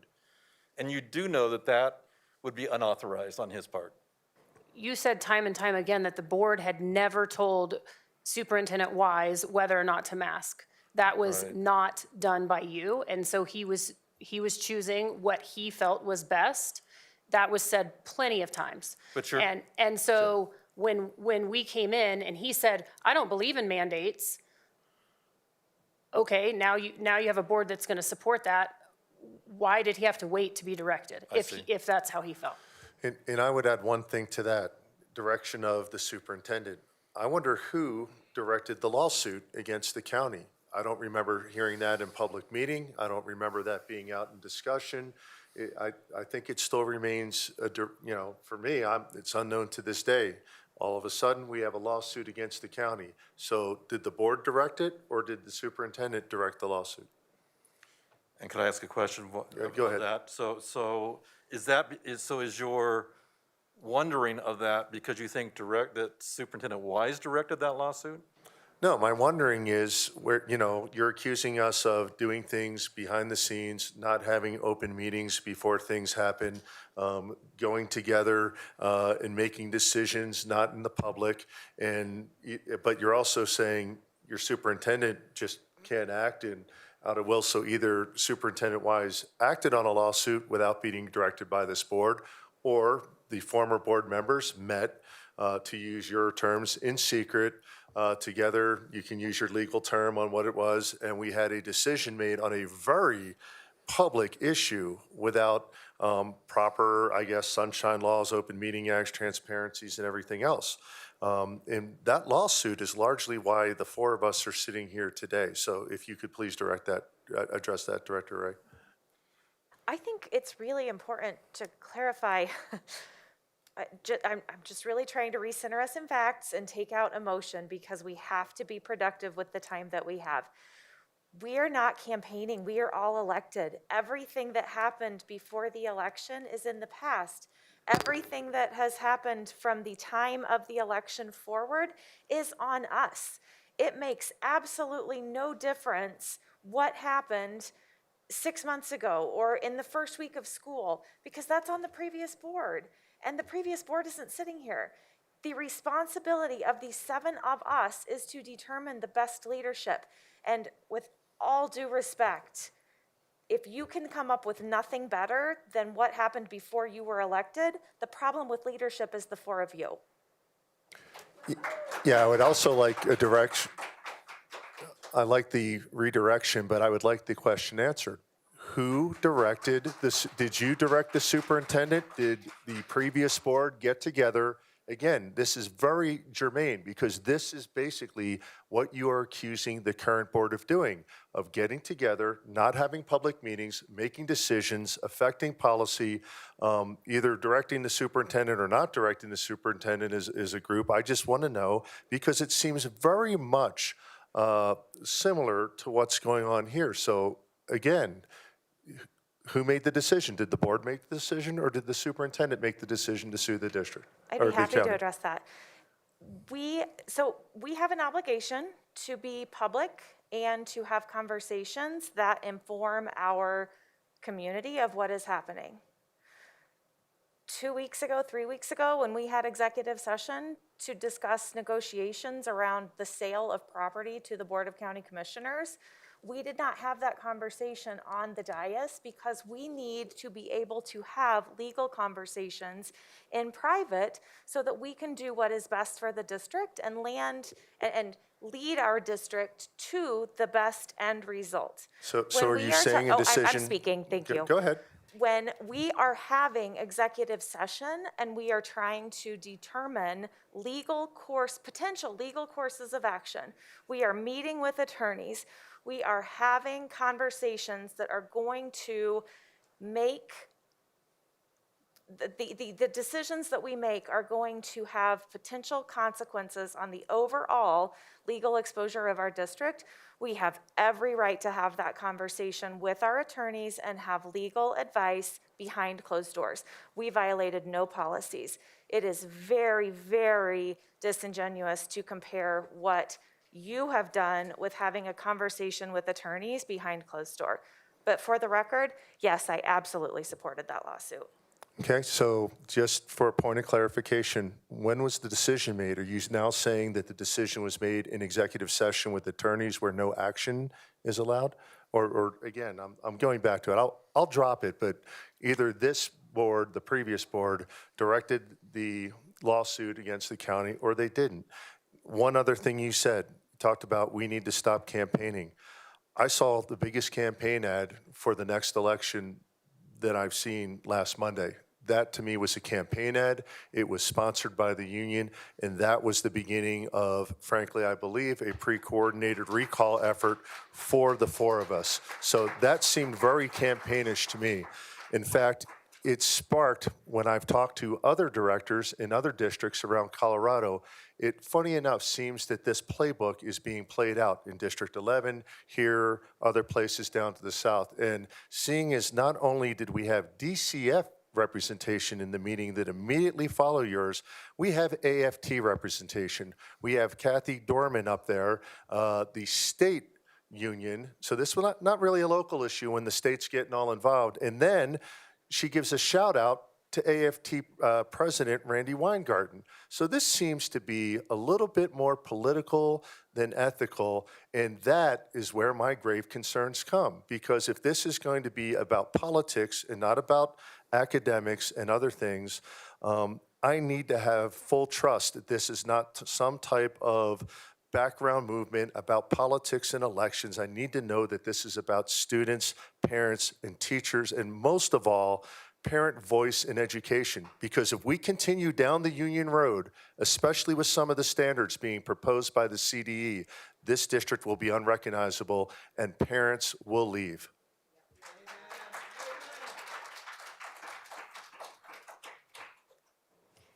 President Peterson, Go ahead, Director Meek.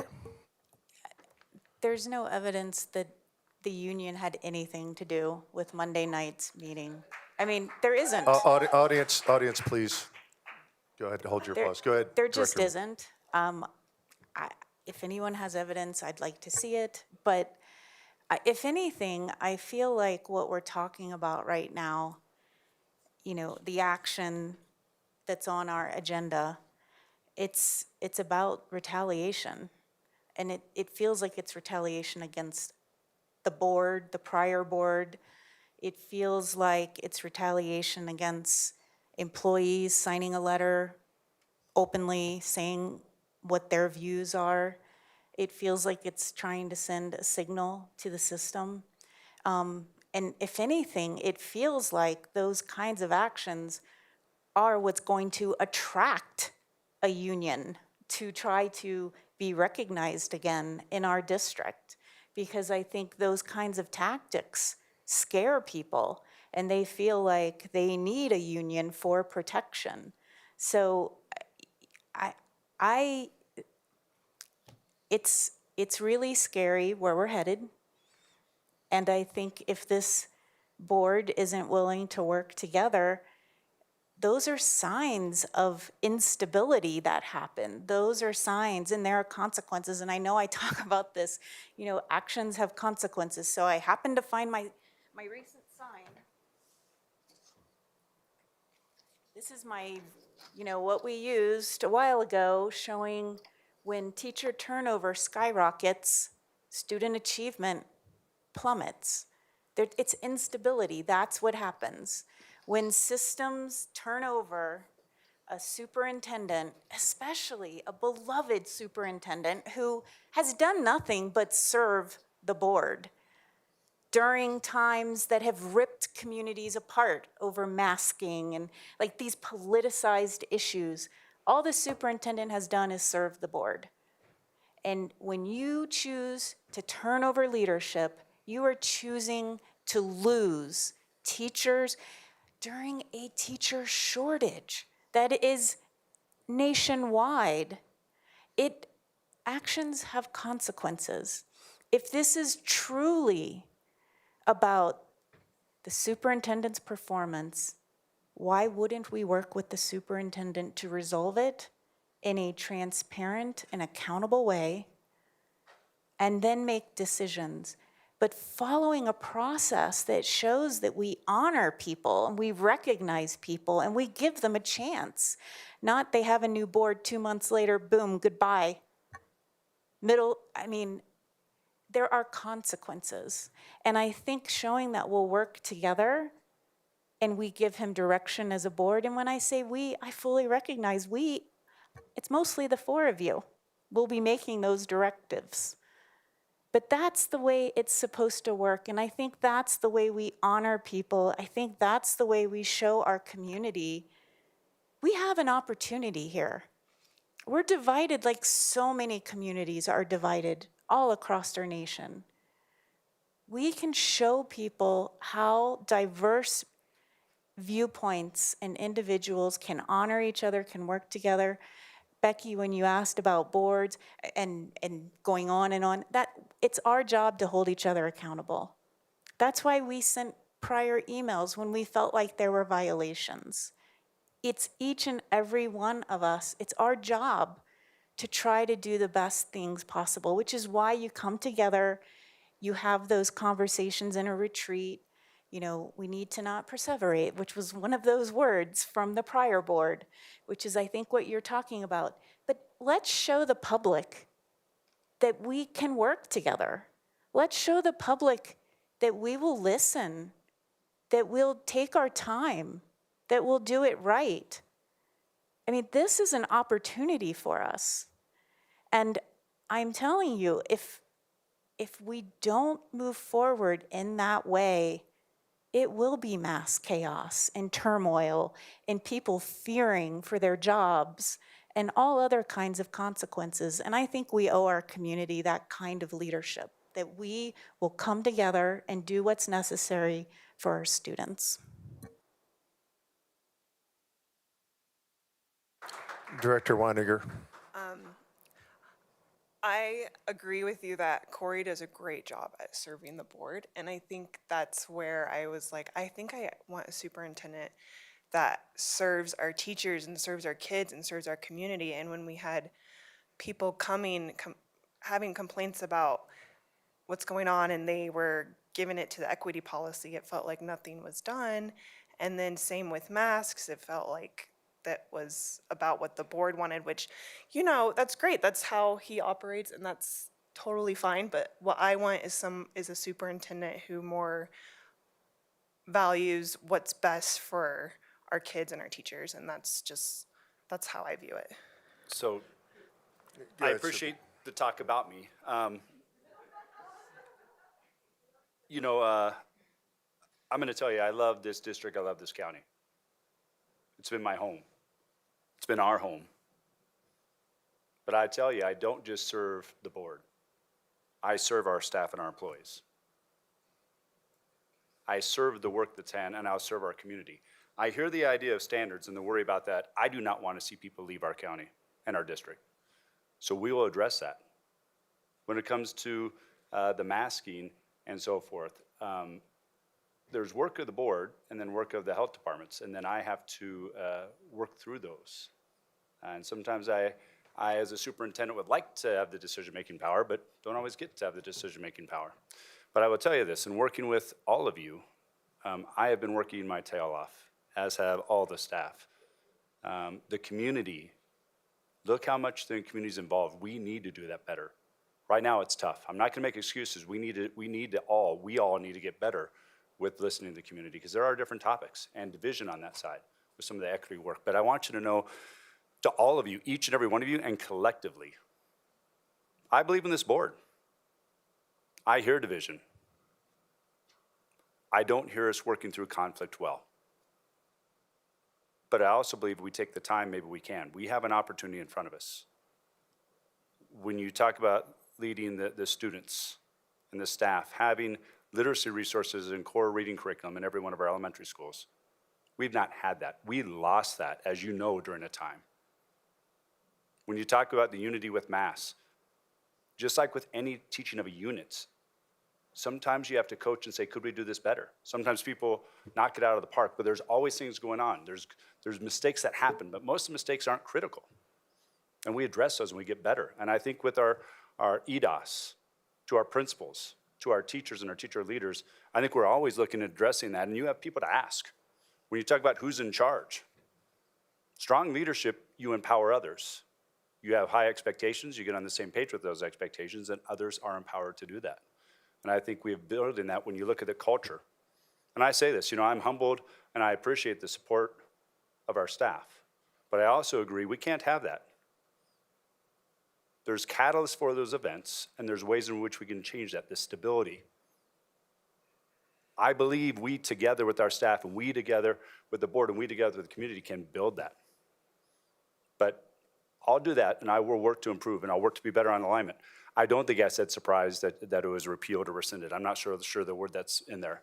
And if that was ever misrepresented, I I'm not surprised, but I will say the leading towards that to possibly rescind or repeal was wondered. It was said a little bit. Then when we went to resolution, we were working on how do we build this together. We've had conversations and we've had it with others.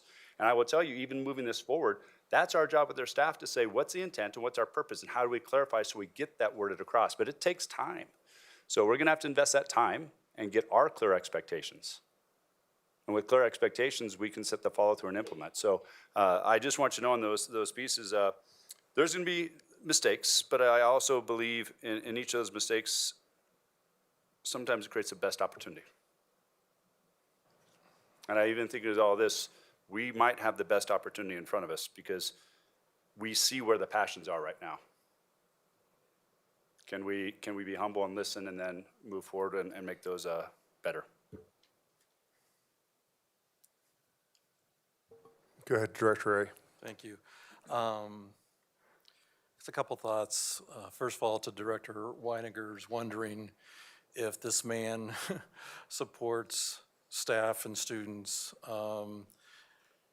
What evidence do you have that he's not? And I know you said your evidence was, well, people were coming to us with concerns. But oh my gosh, have you looked at our email box? You know, just this last 48 hours, we've heard from a lot of staff that says this man is a man of integrity. He's the leader that's going to get the district to a better place.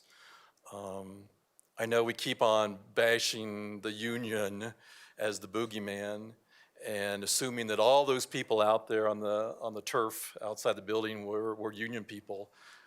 I gotta tell you, Director Weiniger, some of those are teachers in Charlie's school that were out there. So to assume that there's this power aggression of the union, go out. If you were out there, I wasn't here, but if you talk to those people, I would tell you probably about half of those people don't have membership to the union. So we're identifying the wrong enemy or the wrong force. I want to capture what Director Meek said about working with diverse people. Gosh, I thought we were actually doing a pretty good job when you guys came on. I mean, I made fast friends with Director Myers right away. We enjoy getting to know each other personally. I felt like Director Williams, you and I had really positive conversations and we could differ and be okay with that. Did all the votes go the way I would have hoped? No. Do I support the legitimacy of the votes? Absolutely. But I think Director Meek and Mr. Wise is right on, is we have such an opportunity to show what a diverse group of people do, how we lead, how we can model that we can have very polarized perspectives, but we can come together. Just like you said, Director Peterson, you know, we're unanimous when it comes to let's help our teachers out and our employees out with compensation.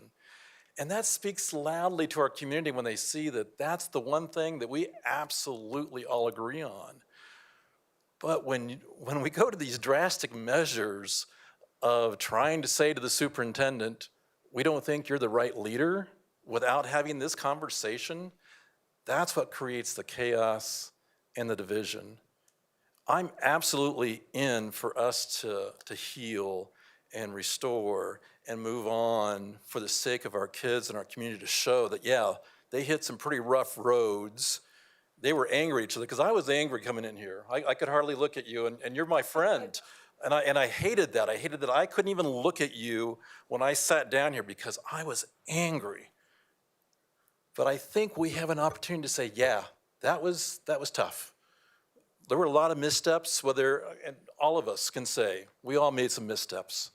But let's not go forward and continue to make missteps by making rash decisions. Let's show people that we're a thoughtful board that takes the time to deliberate, to work with our superintendent, to have those conversations that are positive, to allow our superintendent to get an idea of how we want to move forward. But to bring it to this kind of a drastic action isn't helpful for anyone. And so I would just, again, advocate that no action taken tonight. Continue this discussion, because we're just starting to really talk about what's best for our kids. let's have that conversation. Let's talk about whatever direction it is that you're thinking is different than what the previous direction was. Let's have that conversation. I would be delighted. But please, let's not do this kind of drastic move to say, you're out of here because we think you've undermined us. And so far, I haven't seen one single evidence that shows undermining behavior that's been shared tonight. And were your feelings hurt because Corey was surprised? Good grief. Let's get over that. Let's tell him, Corey, you shouldn't have been surprised. You knew we were going to do something like this. I mean, let's have that conversation. That's what humans and adults do. So I would just encourage us to find a place where we can move forward to show our community that we are unified when it comes to doing what's best for our school district. I wish, audience, I wish you would have reached out on Friday with that resolve, with that attitude, and with that olive branch. What was done on Monday had none of that attitude, had none of that reach out, had none of that let's bring us together. If you would have just called Saturday, Sunday, Friday, any time prior and said, you know, Mike, I think we've got a relationship going. I think we've done some good things together. I think this is wrong. I think I understand what you conveyed to me on Friday, but I really think you're not seeing the big picture. We need to move another direction. Rather than calling your meeting on Friday and noticing it, call me. Say, let's notice a special meeting. Let's go into executive session where we can have some private conversations about where people are going. Or let's notice a special meeting. Let's have it out. Let's have this discussion on Monday in front of the public. That was not the discussion. In fact, it wasn't a discussion. It was a one-way political stunt, and I put it back to, at that point, you crossed the Rubicon, right? Unfortunately, on the superintendent, in my mind, I'm not speaking for any other member up here. If you thought that the superintendent, saying, hey, come back to us, let us know what you want to do, Corey, and said, you know what, Mike, we need to have a conversation about this. We need to talk about this as a group. I would have sat down with you, David, but just like you say, there's no communication. There was no calls to us. Your meeting was noticed about the same time Becky's was noticed. I think it was 8 minutes before the 24-hour cutoff for the meeting that you had on Monday. And I felt completely betrayed. I thought the same that you did. I thought, Becky made cookies. I thought we were getting some consensus on some of the things that we wanted to do together, knowing that we disagree, knowing, as Susan said, hey, there's 4 of us. She said, there's 4 of us, the majority gets to rule, but not if the majority is not being coordinated. It's two-way street. And when that happened on Monday, am I emotional? Yeah, I didn't watch it live, but I watched the recording, and I sat there absolutely amazed at what was being done to this district and done to this board. And so you said this is retaliation, that we are talking about the superintendent. This is not retaliation for Monday night because that was after the fact. This is not retaliation for going together. This is not retaliation at all. This is my ability to trust that we are not going to get sucker punched by other 3 folks that are going to come in when we are trying to work through an issue. And yeah, I've got a lot of trust issues now. That's very obvious. I've said that. But unfortunately, my trust issues now have caused me, and I had issues before with performance, more on the CEO side, more on the capabilities, more on the readiness, more on the other things that we talked about. But now I am put in a position with what happened on Monday. I cannot sit up here, and again, I'm only speaking for myself, and think that we can go forward, frankly, with the superintendent, because I'm frankly worried about what the connection remains from someone that you chose. And again, I have concerns with that. I don't want to rehash points. I've stated my position now about 3 times. I think I've stated where I am. It's very, very unfortunate. I did not want to be here. What I would like to do at this time, if We can do that. If I could will only let- I'll respond let- to the one. I'll let you respond. I would But- also like to respond to okay, your I'd like a comment. response as well. We'll do a couple responses here, but after responses, I'd like to go down because we can have this conversation all night. Unfortunately, I again think this is a conversation we could have had on Monday instead of the one that occurred. But please have your responses. And then for the sake of everyone here and everyone watching, I think we have some pretty strong opinions. I think a lot of those have been stated. Please do your responses, but then I would like to get last comments going down the dais, and then let's move forward. So Director Meek, So if you'd like Mike, to I go hear your first. frustration. I mean, it's coming through loud, and I can understand why why you would feel that way. And unfortunately, in just 2 months, there have been multiple instances of you taking unilateral action without the board, without having board authority. And despite being brought to your attention, you moved forward and had this conversation with Corey without talking, and it was unilaterally again. And so this troubling trend just has continued, and the infraction was so egregious, it needed immediate attention.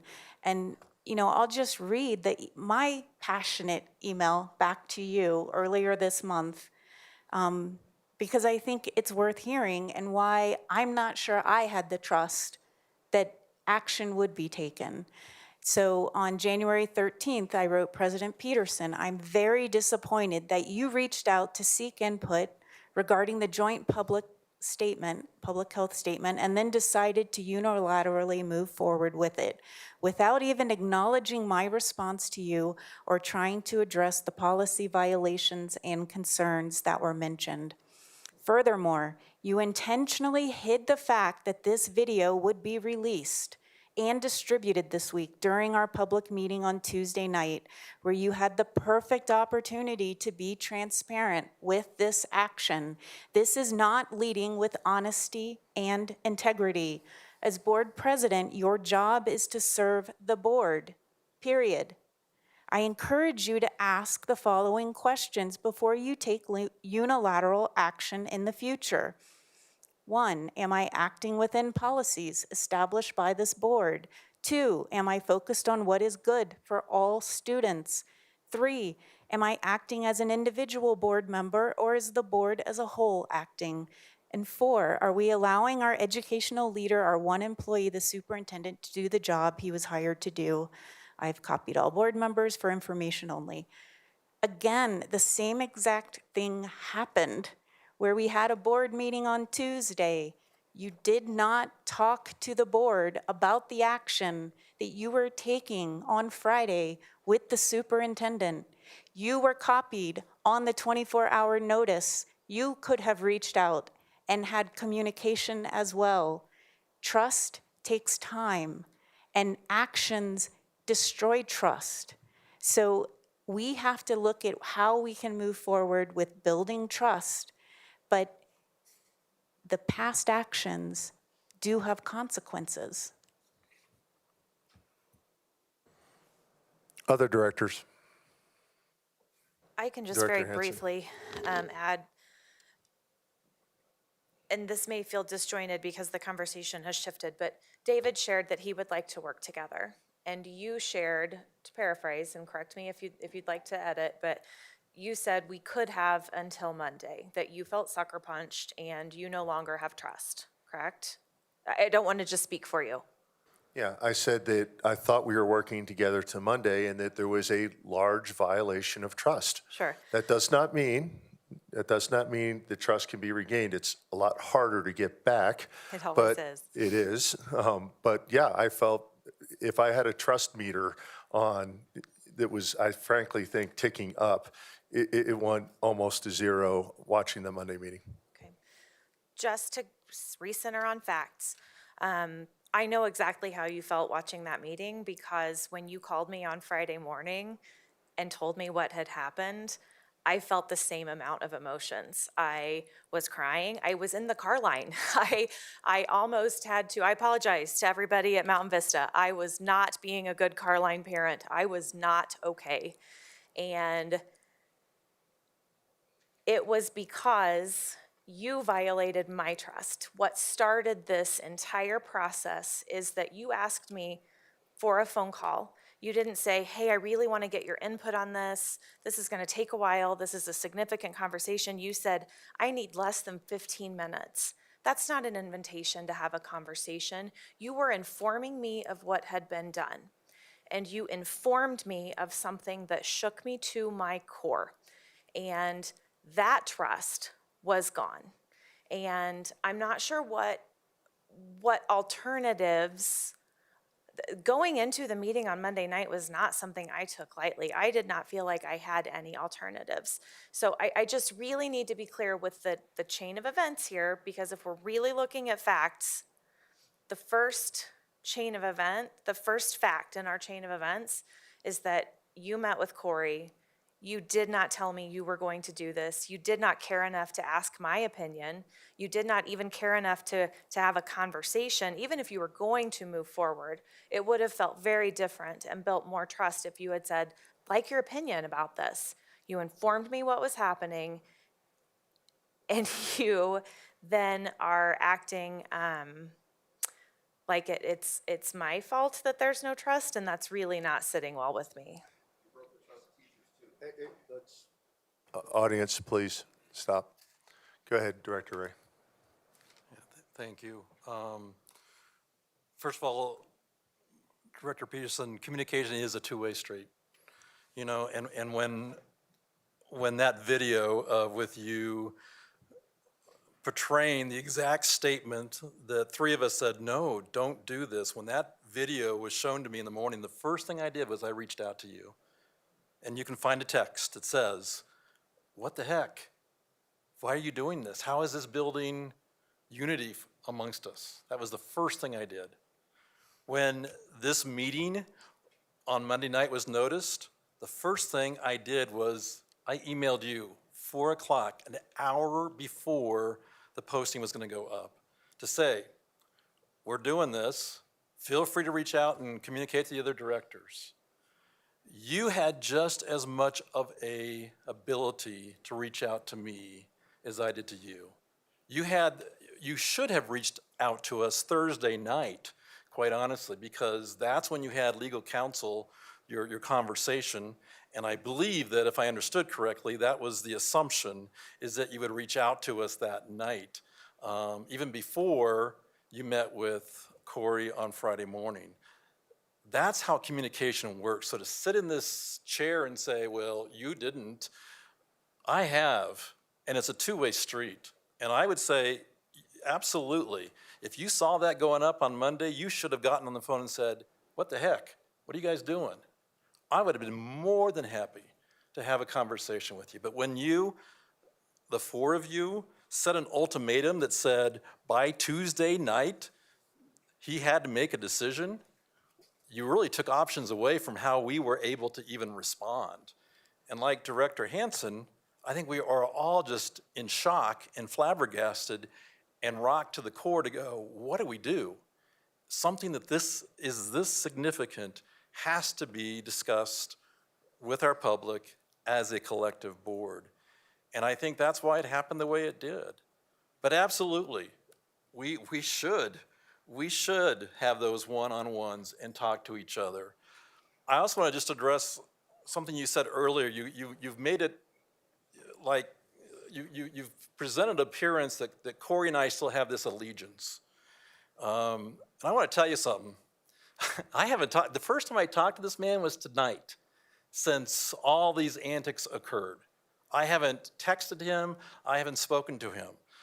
And I will also tell you that when I was the president, yeah, I talked to Corey almost daily, sometimes 2 or 3 times a day.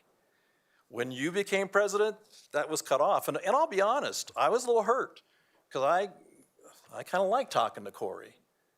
But I haven't had the conversations that you evidently think I'm having with Corey are non-existent. And I, again, take offense to you assuming that he has allegiance to any of us, more so than the 7 of us. So to me, that's also destroying trust when there's some assumptions that he has this inroad with any of us more so than the other. So let's get rid of that, and let's make sure that we recognize you're gonna have more communication with him because you're the president. I respect that. I understand the role. I understand that you're gonna have to talk to him far more than I, but let's not portray this notion that he's allegiant to some and not the other. Other directors? Go ahead, Superintendent Wise. I'd like to wait till all of you are finished. So what I'd request is directors, and then, since this is about me, I wouldn't mind just reflecting. So I want to make sure that all of you go then and just ask if I can then speak. If it's helpful for you, I can also volunteer that I did not have a conversation with Corey from the day that you were sworn in until there was an outbreak, one of the first rounds of outbreaks.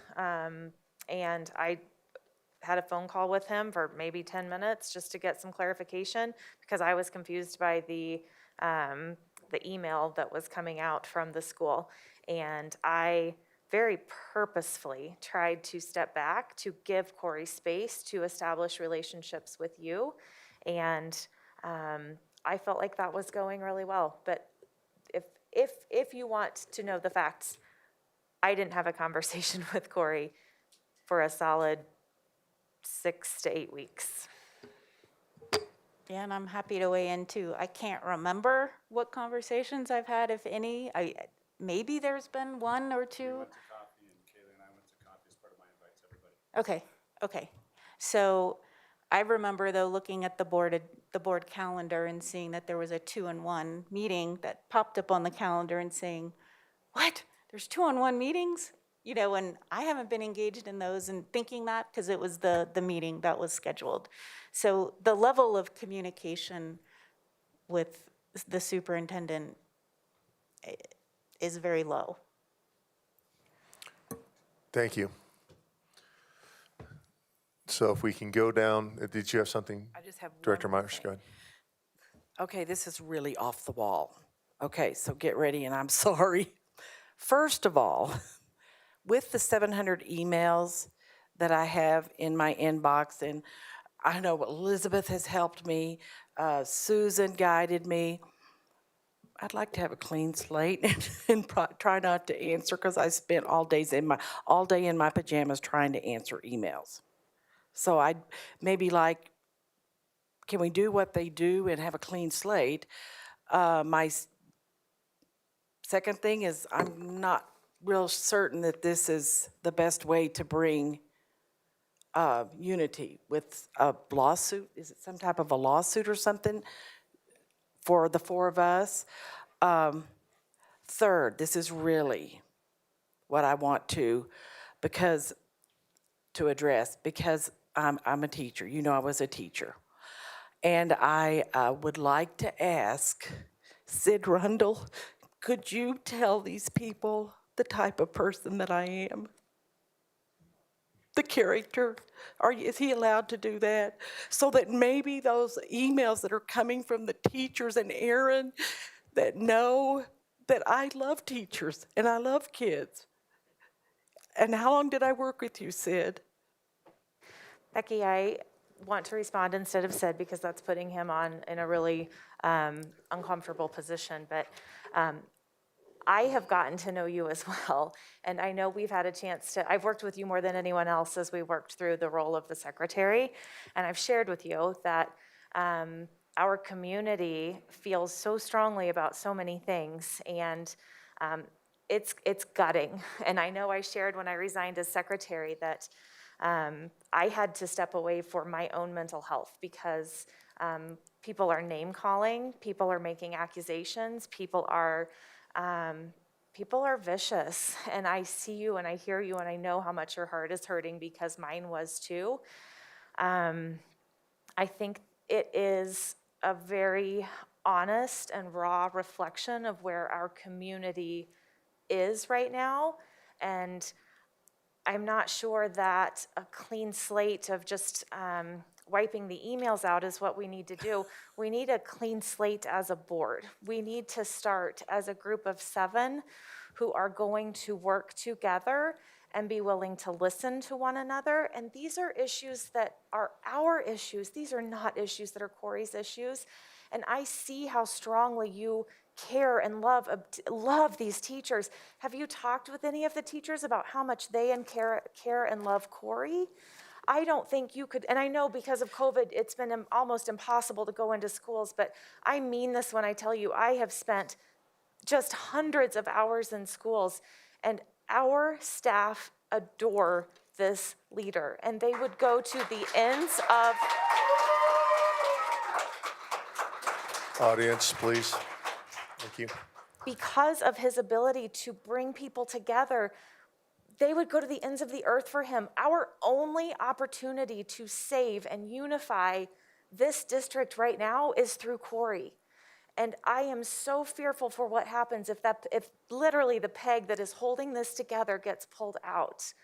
If you genuinely care so much about teachers, take some time, push this down the road a little bit, and go and hear those teachers. Go and talk to them, go and listen to them, go and spend time in those schools. I would guarantee you that every single school in this district would open their doors and welcome you and would love to tell you how Corey has helped them, how Corey has benefited them, how Corey has kept this ship afloat for the past 2 years. And I think that's my biggest concern right now, is that this is so rushed. We have to honor our bigger community. We have to honor our staff. Our staff have to have an opportunity to have a meaningful way to communicate. And we need to be that voice. We need to be the board that's going to listen. And I understand, I know how much it hurts. It's part of the job, and I wish it was better. And I think we have the ability to make it better. I think we have the ability to bring this community together and stop all of the ugliness and the hatred. But the answer and the way we do that is not by pulling the peg out that is holding this together. It is not by getting rid of Corey.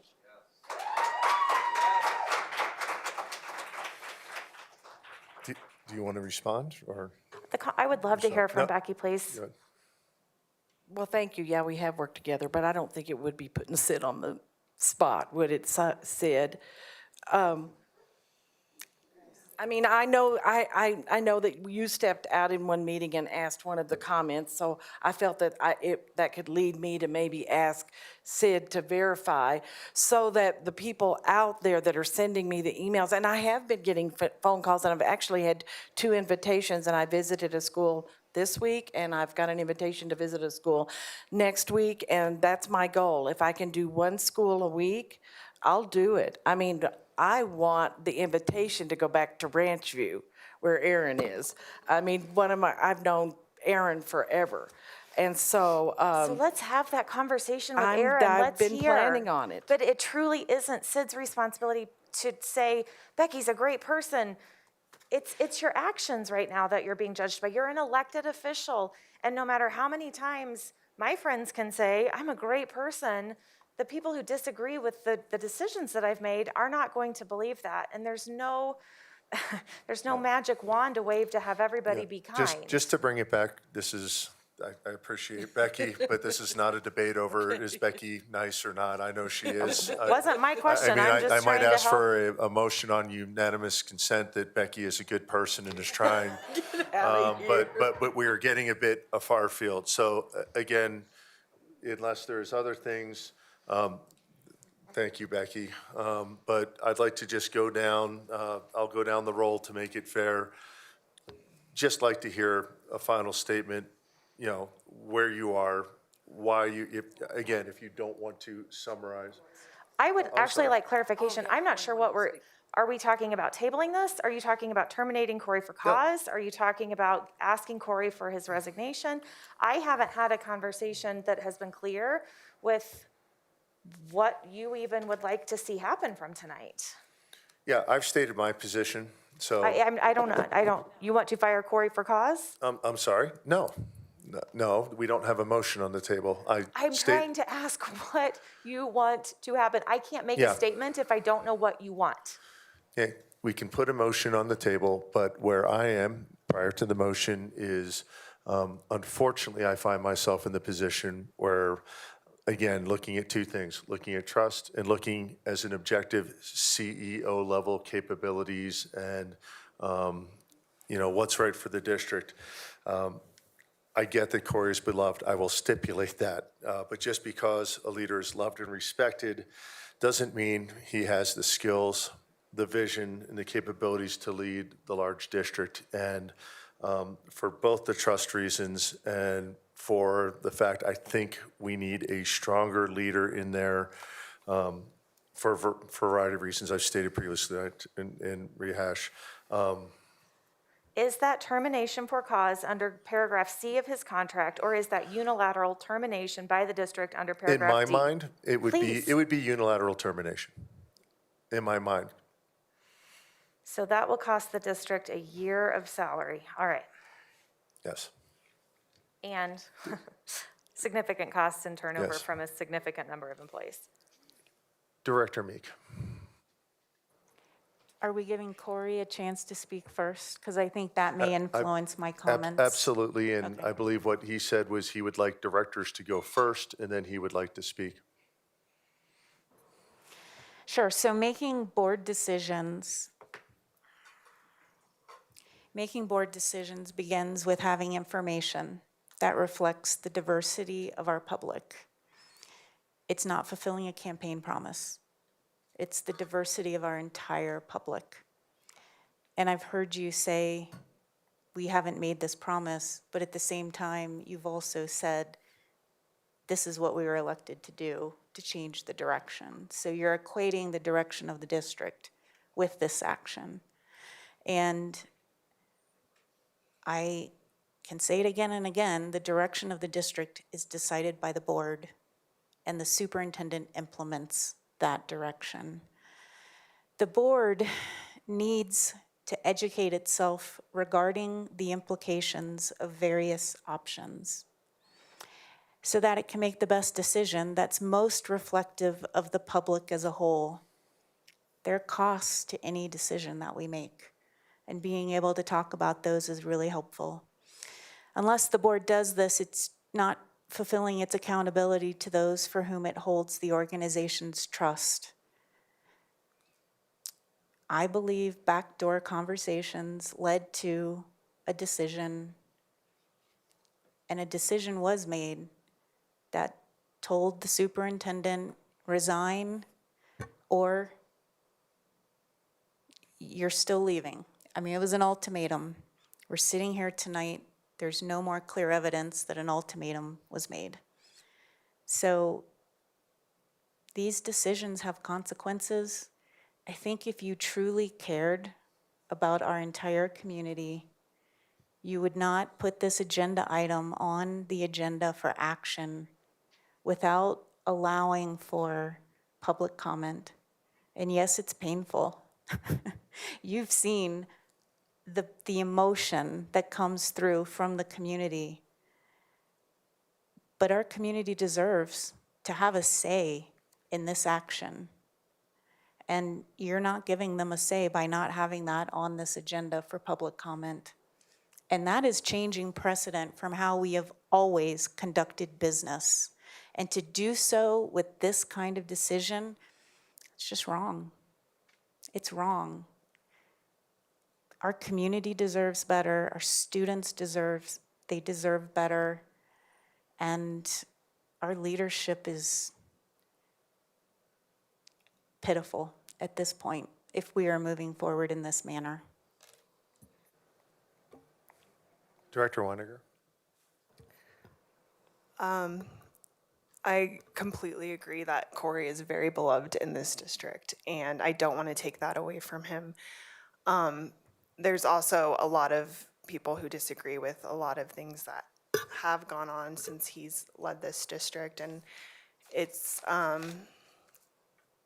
just what's overtaking my decision on thinking we can have someone who will bring this community forward more than what has happened in the past. But I do not want to take away what he's done for this district for 26 years, and I really appreciate everything. And I definitely would love to hear more of what you have to say before I make my final decision.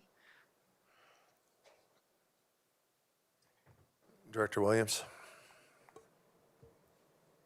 So I also agree. I like Corey, and I know he's beloved in this district. And this is not a campaign promise. It's not cleaning house. Simply, I've lost trust in the leadership of Mr. Wise. And I hear you, all of you, principals, staff, teachers, I hear you. I see you. I've gotten your messages. I've read them. I understand. It doesn't mean that he's the right person for the job. I've already stated my position, Director Myers. I believe I stated my position earlier. Director Ray. Well, I'd like to defer to a couple things. First of all, I want to read into record the student voice, because, we're sitting here, the 7 of us, without public comment, which I agree with Director Meek is absolutely unacceptable. I mean, we did three meetings for CU South to decide if we wanted to buy a frickin' building, and yet here we sit discussing our superintendent and a drastic change in our leadership and a drastic upheaval in our system, and we're gonna do this in 3 hours. How does that make any sense? CU South, we even sent out a survey to ask the public, do you have any questions? And here we sit without having any kind of public comment or public feedback or public input addressed to us in this meeting. So, because of that, let me read some things into record for you. This is from our students. On behalf of the Student Advisory Group and the student population of 64,000 students that we represent, we wish to express our disapproval towards the Board of Education's actions in presenting Superintendent Wise an ultimatum. We believe it is absolutely unacceptable that a portion of the board is considering such a severe and impactful action without raising legitimate concerns or addressing the entirety of the board. Additionally, the acting board members failed to consider the input of students, staff, or the community when considering this malicious initiative. We also object to the lack of due process and decency shown to Superintendent Wise, who has been a dedicated, servient, and responsive leader to the school district and surrounding community for more than 25 years. Multiple student advisory group members, including Lucas and I, serve on the panel for superintendent interviews less than 1 year ago. And we believe that no one is more qualified to be the superintendent than Mr. Wise. He leads with the student's best interest in mind, and his intentions promote an excellent environment for education. These malevolent actions of the board set a poor example of leadership to the student population the board is sworn to serve. Not to mention, this sets a precedent for future leadership to dispose of a superintendent simply because they disagree with the views or the time frame in which they were hired. We believe that these actions are politically motivated at heart and only serve to cause numerous negative consequences for the students and staff in our district. As representatives of the district, as representatives of the student voice, we demand that this action is reviewed and investigated to ensure transparency, legality, and due process are being applied. If you have any questions or comments regarding this matter, we'd be more than happy to speak with you. We appreciate your time and consideration, and we hope you consider the impact your decisions will have on students, teachers, and the Douglas County community before conducting any further actions. And that's signed off by not only the author of, Josh is one of the leaders of Student Advisory Group, but Lucas, Nick, and Sujay. That's our students talking, ladies and gentlemen. Thank you, Director Ray. Do you have something else? And then we just received this letter from not only previous board directors, but board directors that have served this district way back in the 90s. As former elected directors of the Douglas County School District Board of Education, we continue to be dedicated to supporting excellent governance practices that will best support our students, DCSD teachers and staff, families, and community members. We are a diverse group representing many different opinions, and it is not our purpose to weigh in on the current board policy's decisions. We recognize that our current volunteer DCSD directors were elected by our community to guide the district and work with the board's one employee, the superintendent, to support implementation of the board's guidance. However, we are united by our strong belief that for DCSD to continue to progress, it is essential for each director to understand and comply with all the laws and DCSD policy governance as they make board decisions. We are calling on each DCSD director to commit to completing the appropriate study, education, and/or training necessary to help them understand the scope of their individual authority and duties to our Douglas County community. Anything less creates unnecessary risk and instability for our students and community. That's Directors Chancho Shore, Graziano, Emily Hansen from way back in 2005, and she was around when we had this horrific disruption before. And I got to pause there. Director Myers, you were an employee when we went through that horrific period of time. And for you to be signing on to doing the exact same thing is deplorable. It's also signed off by Peter Calamine. I think he served on the board for 18 years before there was even limitations of terms. Anne-Marie Lemieux, Claire Leonard, Kevin Lung, Vicki Starkey, Wendy Vogel. These are people that came before us. And these people are asking us to govern with excellence and stop the madness of doing this kind of knee-jerk kind of reaction and attacking the very person that needs to lead us through these tumultuous times. That's my position, Director Peterson. Thank you, Director Hansen. I've already expressed a good part of my opinions, but I think I just need to, I need to share that as I've sat here tonight and I've listened, genuinely listened to each one of you, I am gravely concerned. I think my concerns coming into tonight are different than the concerns I will leave with, but I think there's no greater danger to our system right now than the combination of arrogance and ignorance that I have seen tonight. You cannot tell our staff that I hear you, I see you, I respect you, but I know more than you after 8 weeks of sitting in this seat while you've been in yours for 20. And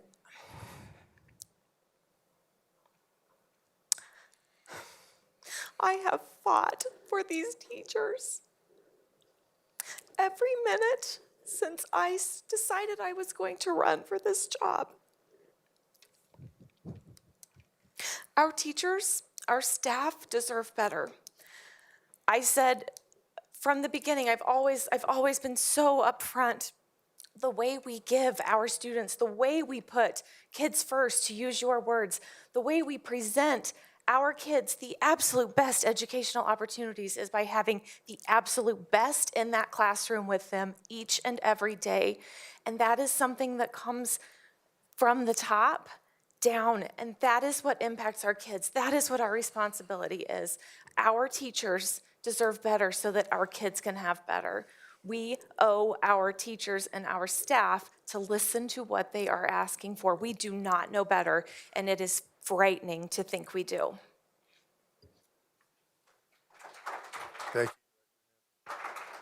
Thank you, Director Hansen. Superintendent Wise.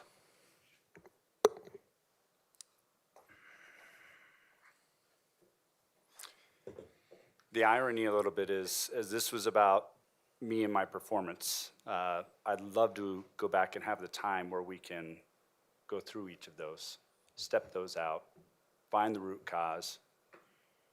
There's times where I wonder if you want to fire each other or fire me. I'm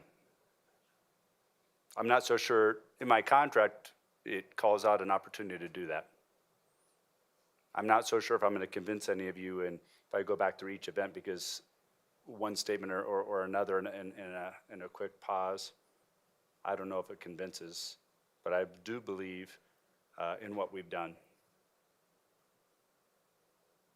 When it comes to policy governance, we have a system in which we are evaluating and demonstrating and showing monitor reports of what we are actually accomplishing and where we need to go.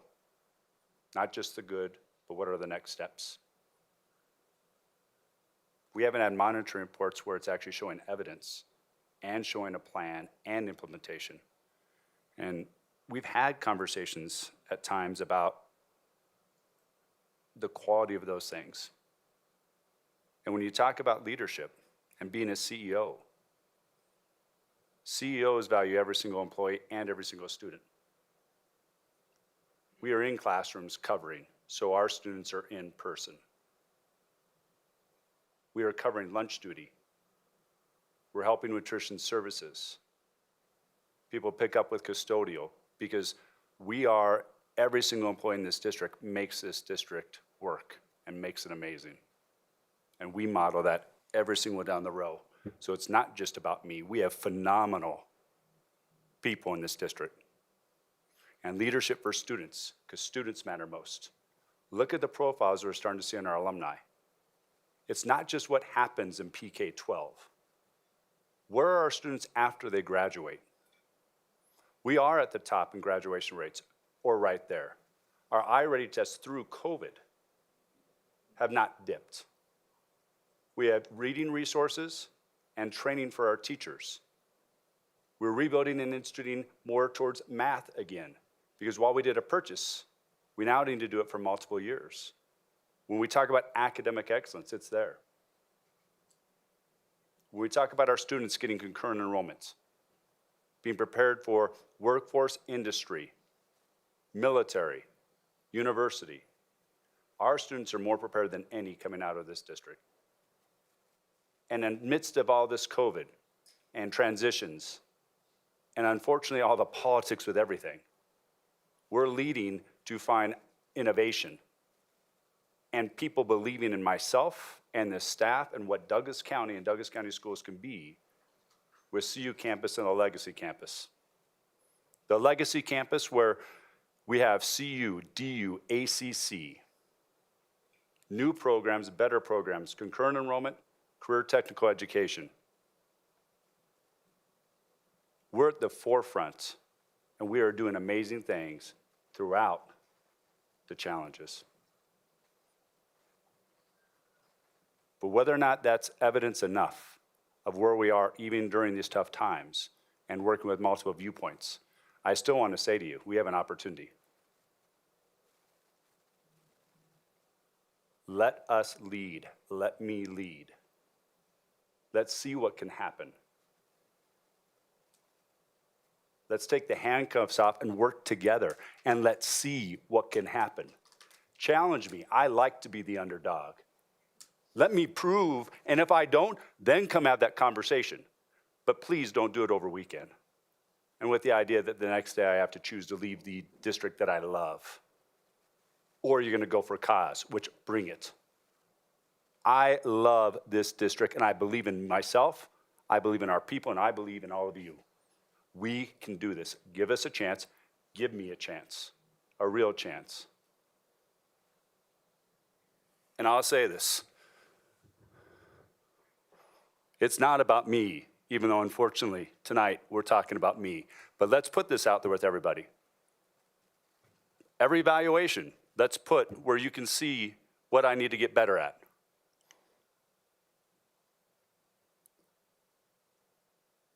We are always about getting better. Because if we're standing still, we're going backwards. Mistakes will happen. We won't be perfect, but we will drive to be the very best we can be, because Douglas County wants to be the best district in the state. But we're going to be the best district for every single person. And I love you all, and to our community, whether you know me or you don't, whether you like me or you don't, whether we have different viewpoints, where we've had challenges together, I promise you I fight with you, even though we might come up with the same plan. But we can do that.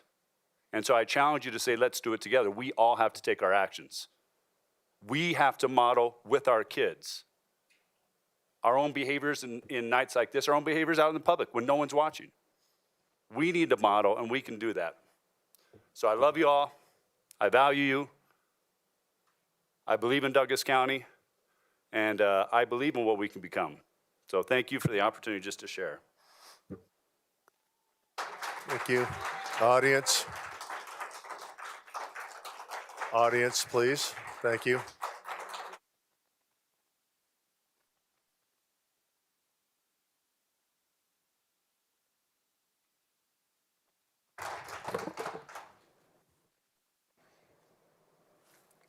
Okay, I think we've heard from all the directors. Is there a motion for tonight? Director Weininger. I motion to exercise unilateral termination of the superintendent's contract as specified under Section 8D of the contract to be effective immediately upon passing a vote of the majority of the board. Motion by Weininger. I make a secondary motion that we postpone this conversation until we've given our public ample time to provide feedback in a public setting to their elected officials and give us time to get our act together to direct our superintendent. Second? Got a secondary motion to postpone by Ray, seconded by Meek. And we do not have a second on the initial resolution, just for the record right now. Second. I understand there's a second on the original motion by Williams. We'll take care of the second resolution to postpone first. With no discussion, we'll call the roll on the second motion to postpone. Hanson? Just to be clear, we're voting to postpone this? This is the motion to postpone this to a later date. Aye. Meek? As I've said earlier, our precedent has always been to allow our community to have public comment, as difficult as it may be to sit there and go through, given the kind of reaction we're hearing, 24 hours of public comment. It's our duty. It is what we signed up for. And not to move forward with giving that opportunity to our public is wrong. So I do support this secondary amendment. It's an aye from Meek. Myers? No. Peterson, no. Ray? What harm does it do for us to take our time? My goodness, is this how you believe effective governance is to ram everything through under the cover, not making it public, not giving our public an opportunity to respond? This is not effective governance. It does no harm for us to take our time, especially for a decision that is this monumental. You have no idea the devastation that you will cause with the motion that Director Weininger just made. It will have ripple effects not only for tomorrow and the rest of the year, but for 12 years, Director Myers. You know this. It will have long-term damage on this district. So I'm an emphatic aye, slow it down, and let us discuss. Ray is an aye. Williams? No. Weininger? No. Okay, second motion is defeated, 3-4 to postpone. We'll now take up the first motion made by Director Weininger. This is for unilateral termination. Director Hanson. Pass. Hanson is a pass. Meek? Pass. Pass. Myers? No. You're voting no for termination. I'm sorry, yes. Mike, that was her vote. You do not get to come in and coerce her I- into changing no, her it vote. And if wasn't she that- cannot follow what is happening, it is not your responsibility to bring her up to speed. Her vote is no. I am confirming her vote. Thank you.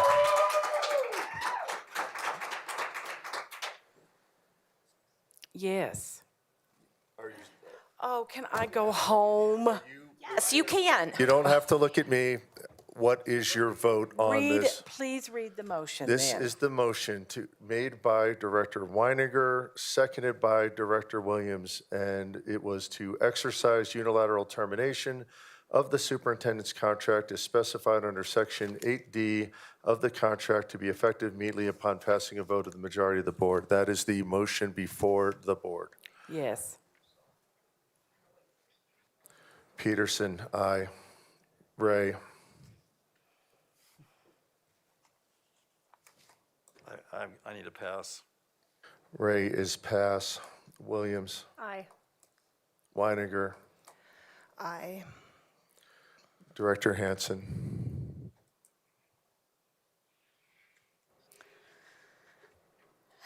I'm obviously a very emphatic no.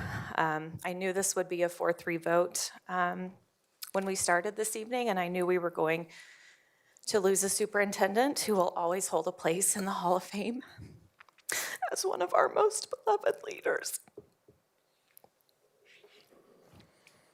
Director Meek. I am not done. Okay. I have struggled to accept that nothing that I can say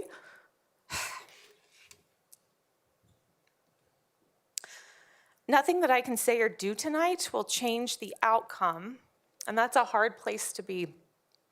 But the actions that took place tonight were decided long before this evening, and I know there are people watching this meeting across our state, and probably at this point it's become such a disaster across the United States. And I need to be very clear that this decision was not about performance in any way, and that this is politics in its ugliest and purest and most destructive form.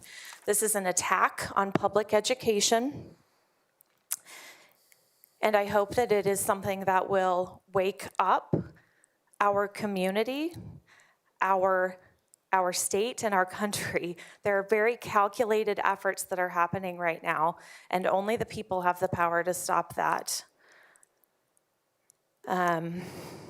I still believe in public education, and I still believe that all means all, and every student should have a right to an extraordinary education through a public system.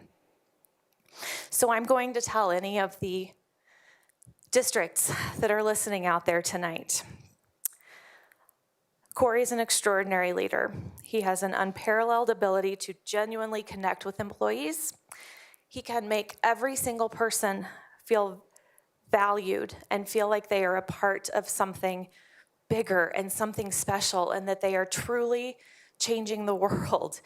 One day at a time, one child at a time. He can motivate people to go above and beyond because he is right there with them, and they believe so deeply in him and his vision.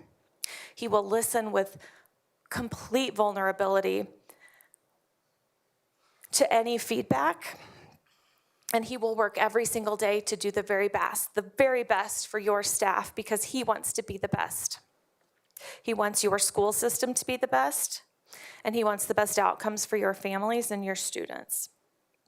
So I may not have a voice in Douglas County right now, but I still have a voice for public education as a whole. And any district who is looking for the qualities that I just described, which only come once in a great, great while, we have it sitting right here, and we are turning our backs and refusing to acknowledge what we have. So please, I will be the first in line to be a shining reference for him. And I know there will be thousands of our staff who would be willing to do the same. Director Meek.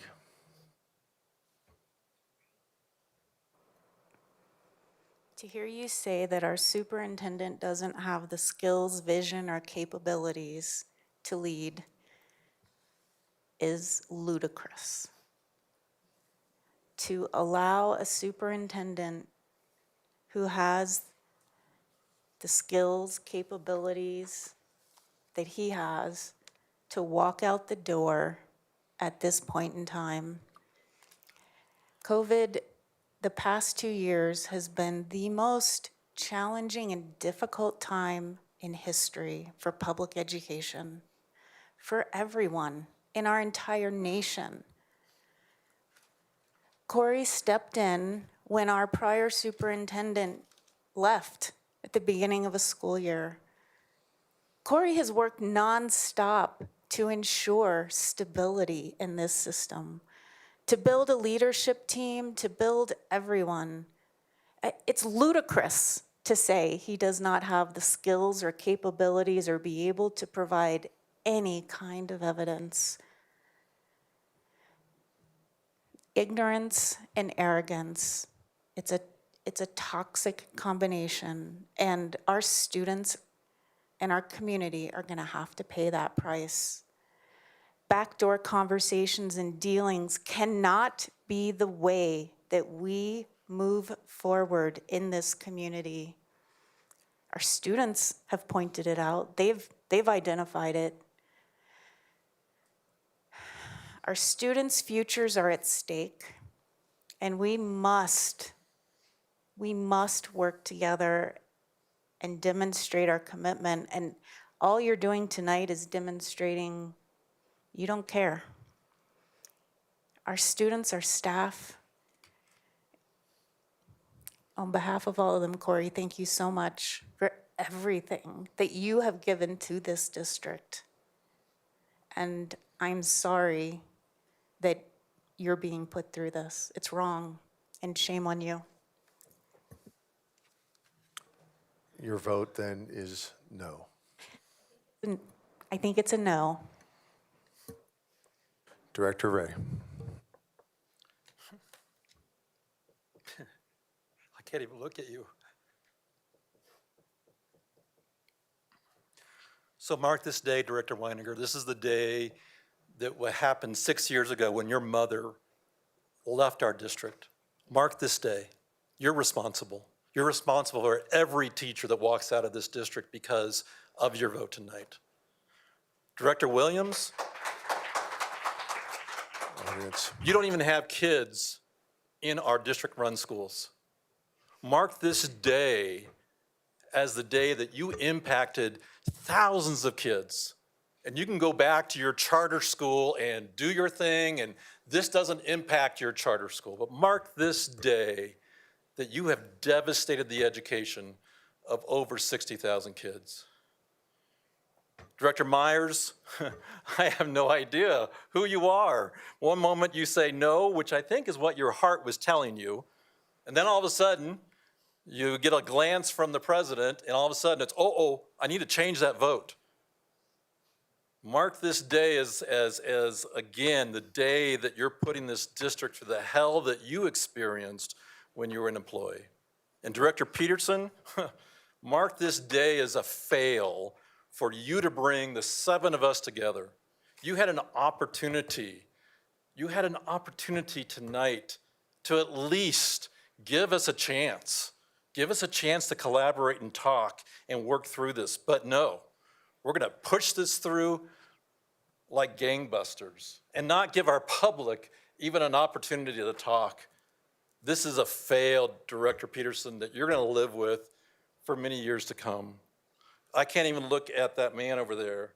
I've known him. He's my friend. He and I've worked side by side as principals. We've given it our all for kids. And what you're doing tonight is horrific. I've never seen anything in our district like it, including those years, several years ago, that we always refer to as the dark ages. You have just activated the dark ages for this district. So congratulations. My vote is a no. Measure is passed 4-3. And audience, please do not react. Moving to the next item, adjournment. Do I have a motion? What does this mean for leadership at this point in time? I kind of think people are going to be asking, what does this mean? Can we just talk through that a little bit? Sure, before adjournment. What does it mean? Who's in charge right now? What it means is we have a succession plan, that we have 2 acting superintendents, deputies Abner and deputies Hyatt will take on the role of acting superintendent.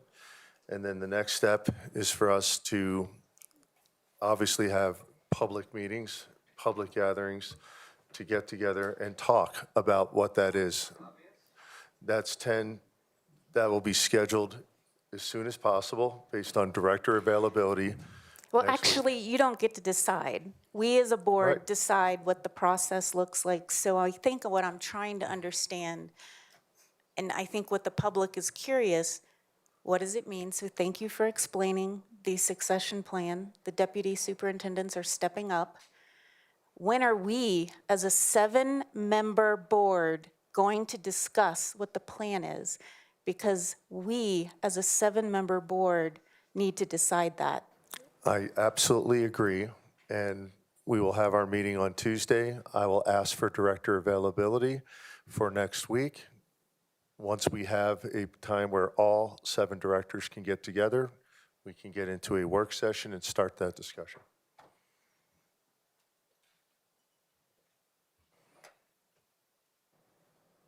Motion to adjourn. We have a motion to adjourn by Weiniger, Second. second by Myers. Hanson? Aye. Meek? Aye. Myers? Aye. Peterson, aye. Ray? Aye. Williams? Aye. Weiniger? Aye. Passed 7-0. This meeting's now over.